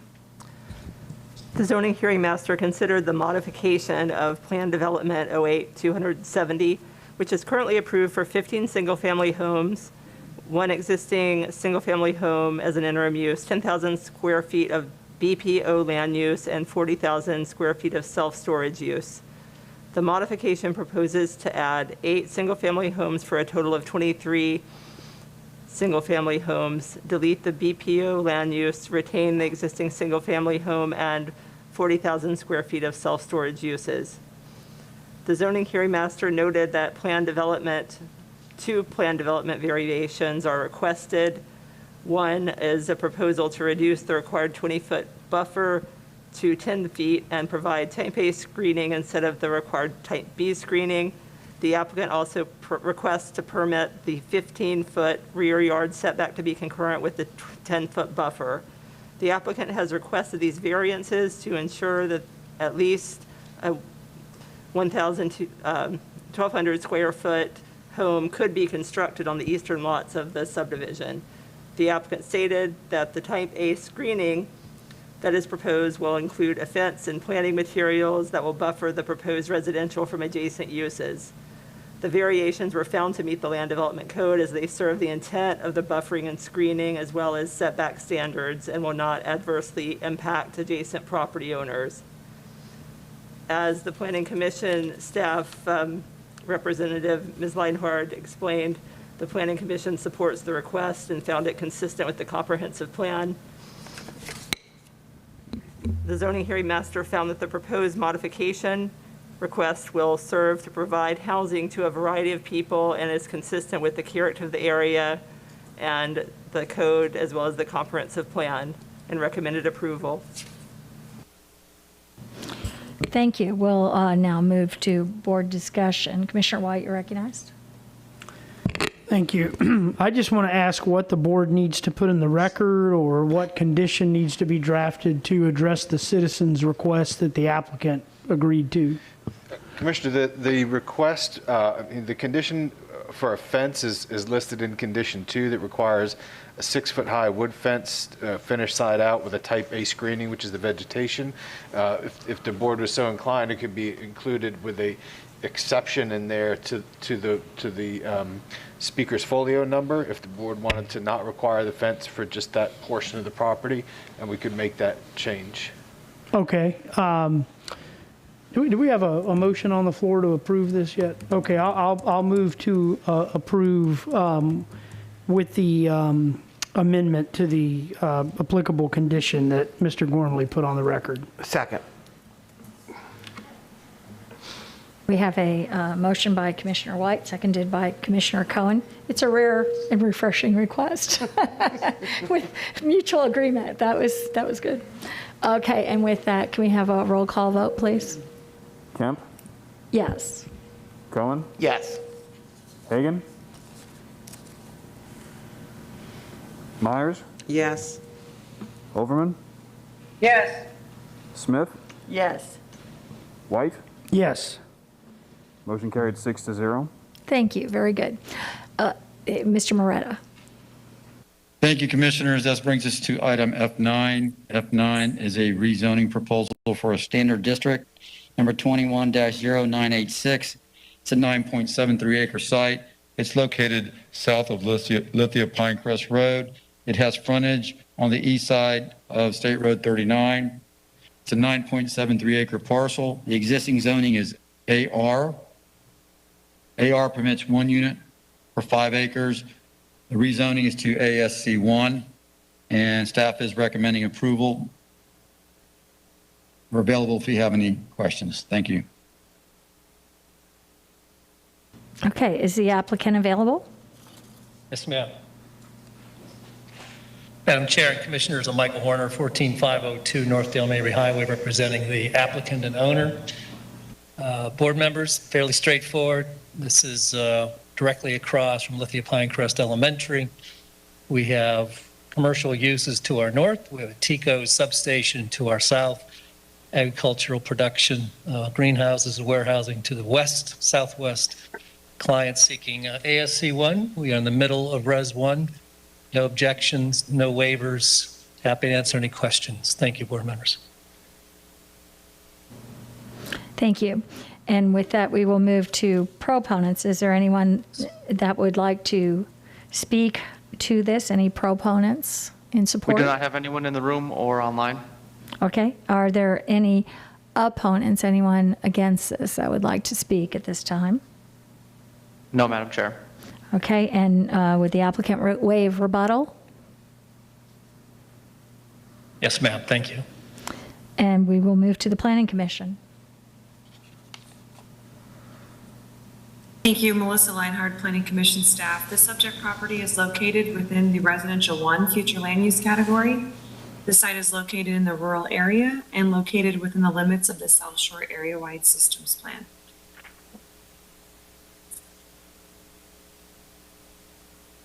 I do apologize. The looks like the television is saying we're on item F8, which is Major Mod 944. And we just did that one, so okay. I was a little confused there with my testimony. I apologize. Let me get back on track here. According to Objective 4 of the future land use element, 20% of the growth in the region will occur in the rural area. The subject site is in the rural area, and the proposal therefore meets the intent of Objective 4 and Policy 4.1 of the future land use element by preserving a low-density rural residential development pattern. Objective 16 and its accompanying policies seek to protect existing neighborhoods and development by ensuring compatibility with the surrounding area through various buffering requirements and mitigation techniques. Policy 16.8 specifically requires the density and lot sizes of the surrounding area to be compatible with new development. The existing uses in the area are agricultural uses, which are compatible with the scale of the proposed residential uses. In this case, the surrounding area has existing residential zoning districts in the immediate vicinity and preserves the existing rural residential character of the area. The proposal is therefore compatible with the surrounding area and meets the intent of the policy direction with regard to compatibility and like uses. The proposed rezoning also meets the intent of the cultural goals of the South Shore Area-Wide Systems Plan that seek to balance residential growth with existing agricultural activities. As the proposed residential use is rural in scale, it meets the intent of this goal. The proposed rezoning also meets the intent of the economic goal regarding the future conversion of land in the rural area to be rural scale and agriculturally related. A rezoning to ASC1 retains its agricultural development pattern and is therefore consistent with the direction provided in the community plan. Based upon those considerations, Planning Commission staff finds the proposed rezoning consistent with the Future of Hillsborough Comprehensive Plan for unincorporated Hillsborough County. Thank you. Thank you. Zoning Hearing Master recommendation summary. The zoning hearing master reviewed the applicant's request for rezoning to the ASC1 zoning district. The property is 9.73 acres in size, currently zoned agricultural rural and designated residential 1 by the comprehensive plan. The property is located in the rural service area and within the South Shore area-wide plan. As you've heard, Planning Commission staff has found the request to be compatible with the surrounding area and consistent with the comprehensive plan. The zoning hearing master found that the request for the ASC 1 zoning district on the subject property is compatible with the surrounding zoning districts in the residential 1 future land use category, and the zoning hearing master therefore recommended approval. Thank you. We'll move to board discussion or a motion. Move for approval. Second. Okay, Commissioner Myers made the motion with Commissioner White as a second, correct? And seeing no further discussion, can we have a roll call vote? Kemp, Yes? Cohen, Yes. Hagan, Myers, Yes. Overman, Yes. Smith, Yes. White. Yes. Motion carried 6-0. Thank you. Moving right along here, Mr. Moretta. Thank you. This brings us to item F10, rezoning standard for Standard District rezoning 21-1050.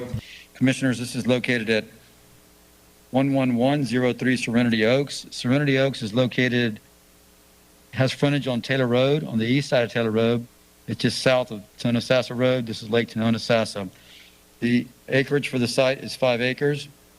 The applicant is requesting to rezone their existing site, which has AR zoning permitting 1 unit per 5 acres, to ASC 1 to permit 1 acre per unit development. Staff has reviewed it, and we are recommending approval. Thank you. Thank you. Is the applicant present? Yes, I am. You have 10 minutes. Perfect. My name is Kristen Pate Tricarico. I am representing the property owner, which is my father, Richard Pate, and we are looking to rezone from AR to ASC 1 in order to split the land by 3. So my sister and I can build our forever homes. And this is for representing my father, Richard Pate. He's the one who owns the property. So that's what we're looking for. And I thank you all for taking your time today. Thank you. Are there any proponents, those who would like to speak in favor of this proposal? There's not. Are there any opponents, anyone who would like to speak against this proposal? No, there is not. Okay, and I'm assuming the applicant will waive rebuttal? Yes, ma'am. And with that, we'll move to the Planning Commission. Thank you, Melissa Leinhardt, Planning Commission staff. The subject property is located in the Residential 1 future land use category. The site is located in the rural area and also within the limits of the Thanota-Sassa Community Plan. The applicant is requesting to rezone the around 5-acre site from agricultural rural to agricultural single-family conventional 1 for the development of 2 additional residential lots. Objective 4 of the future land use element notes that 20% of the growth in the region will occur in the rural area, and the subject site is in the rural area, and therefore the proposal meets the intent of that objective. Goal 12 and Objective 12-1 of the community design component in the future land use element directs new development to relate to the predominant character of its surroundings and be designed to be compatible with the area. As the surrounding land use pattern is primarily agricultural and low-density rural residential, in character, a rezoning request to allow ASC 1 would be compatible with the surrounding area, the existing development pattern, and also the residential 1 future land use category. The proposed rezoning is also consistent with Goal 3 of the Thanota-Sassa Community Plan. This goal urges the preservation and development of rural, low-density residential development. This community plan strategy also seeks to protect rural character of the area, and it requires residential development in the residential 1 future land use category to 1 dwelling unit per gross acre. The proposed rezoning to ASC 1 meets that intent of that goal and strategy of the community plan and is therefore consistent with that vision. Based upon those considerations, Planning Commission staff finds the proposed rezoning consistent with the future of Hillsborough Comprehensive Plan for unincorporated Hillsborough County. Thank you. the zoning hearing master's recommendation summary. The zoning hearing master considered the request for rezoning of the subject property, which is 5 acres in size and currently zoned agricultural rural, designated residential 1 by the comprehensive plan. The property is located within the rural service area and the Thenodisassa community planning area. The applicant's request is to the agricultural single-family conventional ASC1 zoning district. As Ms. Leinert explained, the Planning Commission staff supports the request, finding that the request is consistent with the comprehensive plan and the Thenodisassa community plan. The zoning hearing master found that the request for the ASC1 zoning district is compatible with the surrounding zoning districts and with the residential 1 future land use category and recommended approval. Thank you. And with that, we'll move to board discussion. Move approval. Second. We have a motion by Commissioner Cohen to move approval, seconded by Commissioner White. And seeing no further discussion, can we have a roll call vote? Kemp, Yes? Cohen, Yes. Hagan, Myers, Yes. Overman, Yes. Smith, Yes. White. Yes. Motion carried 6-0. Thank you. Mr. Moretta? Thank you. This brings us up to item F11. This is a rezoning for a standard district, number 21-1091. It's located on Falkenberg Road, specifically at 5001 North Falkenberg Road. Commissioners, you can see from the overhead, this is Falkenberg Road. This is 92. The site, more specifically, is located on the north side of Ellicott Street, Falkenberg Road. The site size is 0.6 of an acre. It's the maximum density in the comp plan for this area on this particular parcel. UMU 20 allows up to 20 dwelling units per acre. The applicant is asking to combine split zoning RDC 12 and AR. AR permits 1 unit per 5 acres. RDC 12 permits attached single-family homes at 12 unit per acre. And the applicant is asking to rezone all of that to RDC 12, again, to allow attached single-family homes at a maximum density of 12 units per acre. When staff evaluated this, we felt that it was consistent and compatible with the surrounding area, and we are recommending approval. We're available for questions if you have any. Thank you. Thank you. Is the applicant present? It doesn't look like it. We have the next applicant in the audience, but it doesn't look like we have the current one. And I suppose not virtual either? No, not virtually. Okay, well, I guess we'll move on still with this. And are there any proponents? Any proponents? We have no one in the audience for this particular application on either side, pro or Okay, opponent. so there's no opponents and no rebuttal since the applicant's not present. So let's move to the Planning Commission. Thank you. Melissa Leinhard, Planning Commission staff. The subject property is located within the urban mixed-use 20 future land use category. The site is located in the urban service area and also located within the limits of the East Lake Orient Park Community Plan. Future land use element Objective 16 and its accompanying policies seek to protect existing neighborhoods and development by ensuring compatibility with the surrounding area through the creation of like or complementary uses. The creation of a multifamily building would be consistent with these policies as the use is similar and complementary to the surrounding residential uses.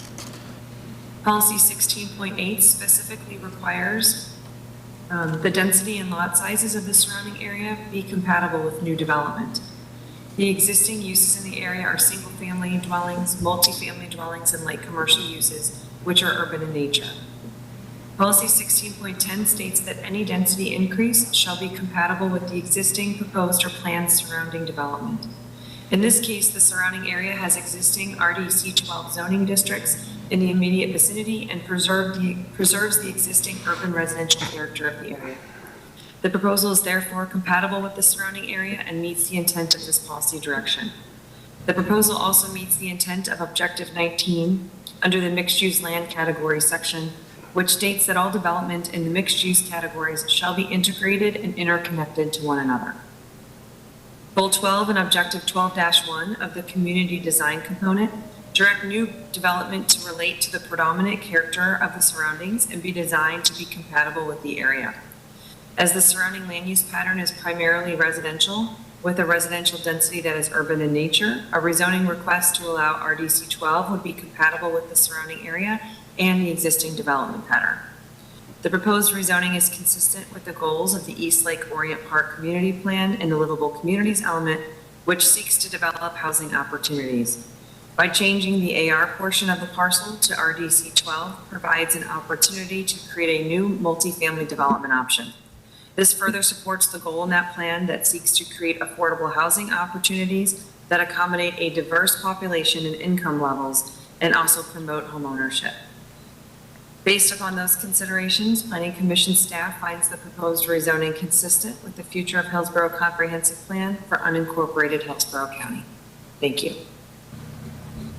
And the zoning hearing master recommendation summary? The zoning hearing master reviewed the applicant's request for rezoning to the RDC 12 zoning district.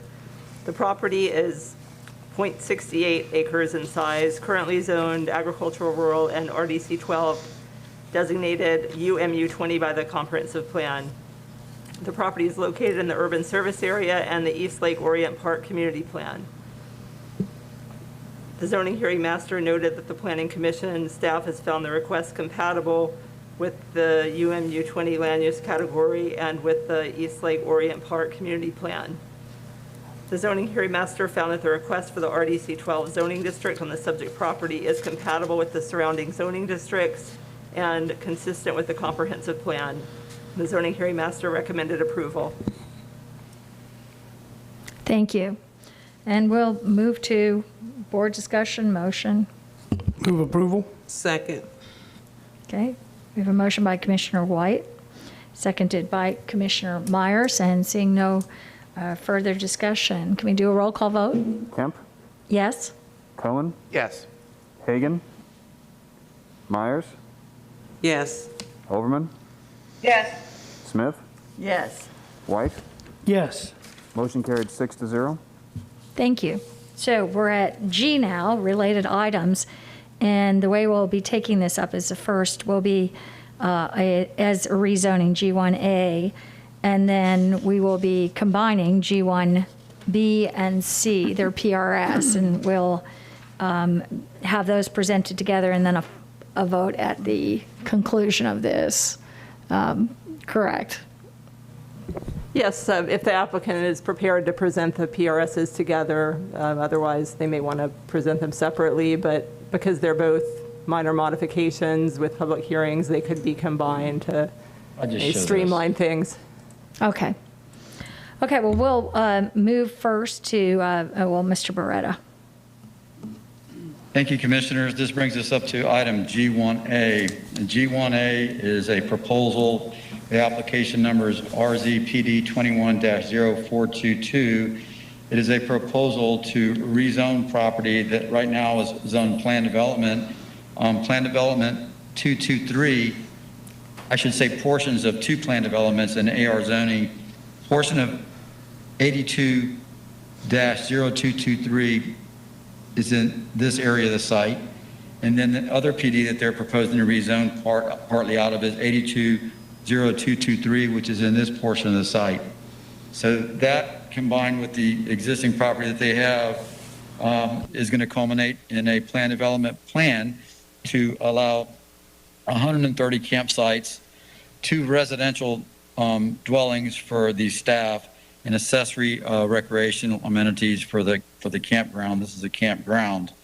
The related PRSs are to, we can speak more about them when we get there, but effectively what they're for is to reconcile the portions of the plan developments that are being rezoned into this property to show the site plan being reconciled and the zoning conditions being reconciled for the remaining property that's being taken away from those existing PDs.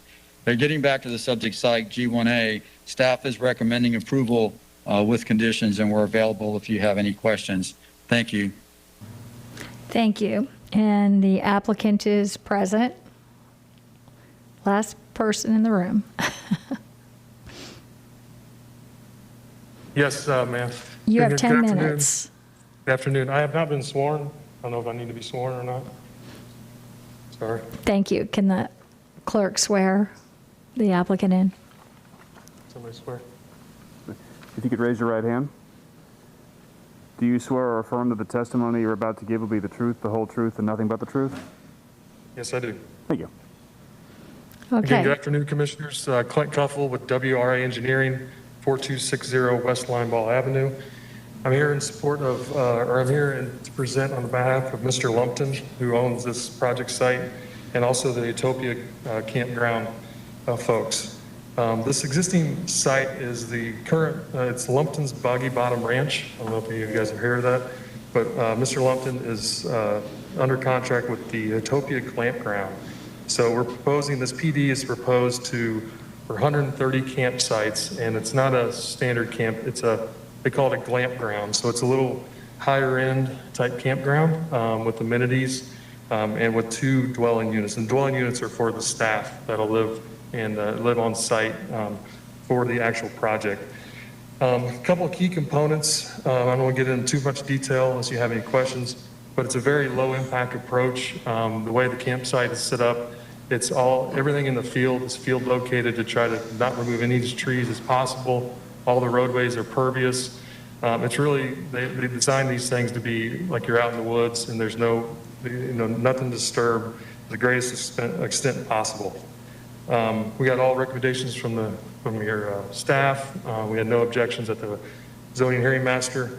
And I believe the only reason why we're here today is because of the PRSs that follow. So if you got any questions, I'm here to answer PRSs or this application. Thank you. Thank you. And are there any proponents that wish to speak in support of the project? The hearing room is essentially empty with the exception of the applicant. And there's no opponents then, and no one to talk about barbecue. So I'm assuming the applicant will waive rebuttal. He's indicated yes. Okay. And with that, the Planning Commission. Thank you, Melissa Leinhardt, Planning Commission staff. The subject property is located within the agricultural, rural, agricultural, mining, and residential 1 future land use categories. The site is in the rural area and it is not located within the limits of a community plan.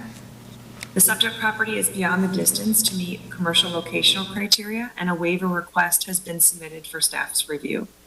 The waiver request states that the proposed use is compatible with the surrounding area and the existing current commercial event center, recreational amenities, food service, and resident maintenance staff buildings all have existed as a commercial use on site for approximately 40 years. The proposed project will reuse the existing buildings and they will function like the existing use, which is a destination event center. The past use for the site had a large amount of people concentrated in one area for a weekend event, and the proposed use will have short-term visitors averaging under 5 days. The applicant also states that the proposed project will keep the natural buffering in place and will be low impact, emphasizing the natural beauty of the site. The existing trees and foliage will only be cleared as necessary, and the cabins and tents will be built within the existing natural landscape. Policy 16.1 of the future land use element requires established neighborhoods to be protected by limiting commercial development in residential land use categories to neighborhood scale and requiring buffering areas and screening devices between unlike uses. Policy 16.2 requires gradual transitions of intensities between different land uses be provided as new development is proposed and approved. The use of professional site planning, buffering, and screening techniques in controlling specific land uses should be used. The applicant is proposing a campground that emphasizes preserving the natural environment and has agreed to meet or exceed the Type B required 20-foot buffer and preserve up to 50 feet of the existing forest and wetlands to provide the necessary buffering and screening for the adjacent properties. The proposed 50-foot buffer will have no campsites and will encompass the entire property except for the northwestern boundary where a 6-foot stockade-style fence is proposed to provide security for the adjacent property owner's horse ranch. The campground will be designed with minimal infrastructure to preserve as much of the nature as possible. The proposed tents and cabins will be supported by blocks or stilts will be lower than the tree line, and the colors and materials that will be used will blend in with the existing environment, and the natural screening and buffering of the existing dense forest and wetlands meets or exceeds the buffering requirements and will provide a gradual transition of land uses to the adjacent single-family properties to the south and the adjacent agricultural properties to the north. The existing fencing and buffering will be preserved adjacent to the proposed Building 4, the site manager's residence that directly abuts the single family to the west. In addition, there are no proposed campgrounds or activity centers that are close to the east or western boundaries. Natural wetlands provide an additional buffer to adjacent properties east and west of the site.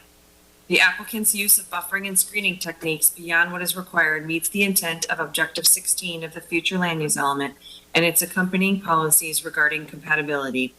Planning Commission staff therefore recommends that the Hillsborough County Board of County Commissioners approve the waiver to locational criteria.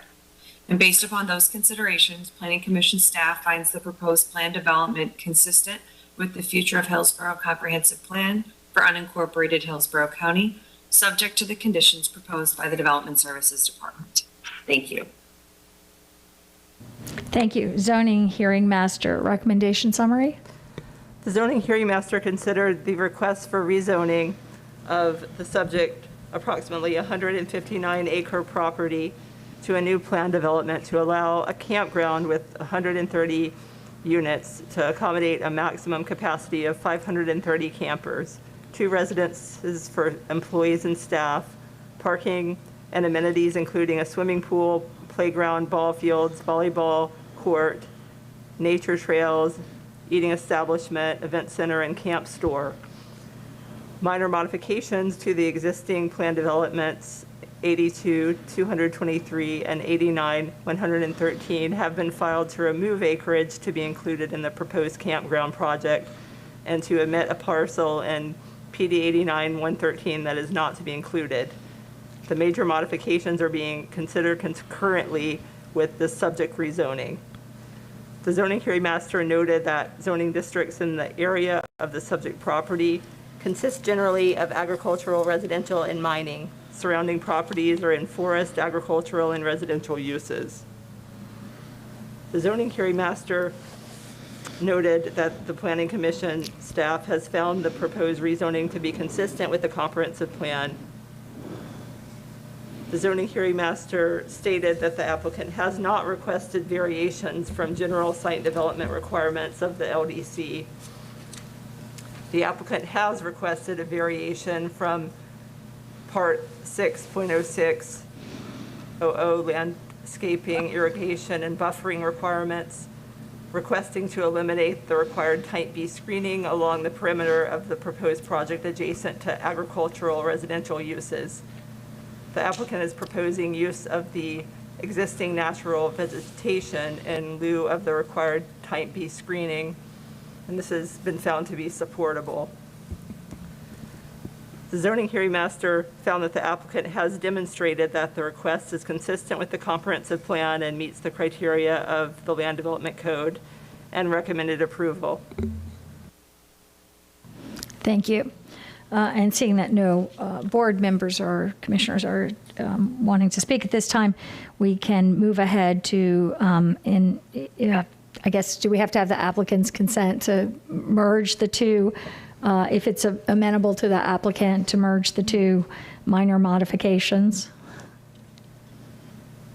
The applicant indicated it was okay. Okay.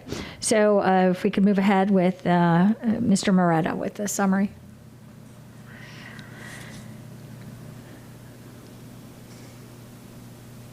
Thank you, Commissioners. Item G1B, personal appearance 21-0695, is related to 72.13 acres. That particular plan development is being amended, as I indicated in the previous conversation. This area of the northeast portion of the rezoning site is being removed from this larger PD, which is located to the northeast of the site.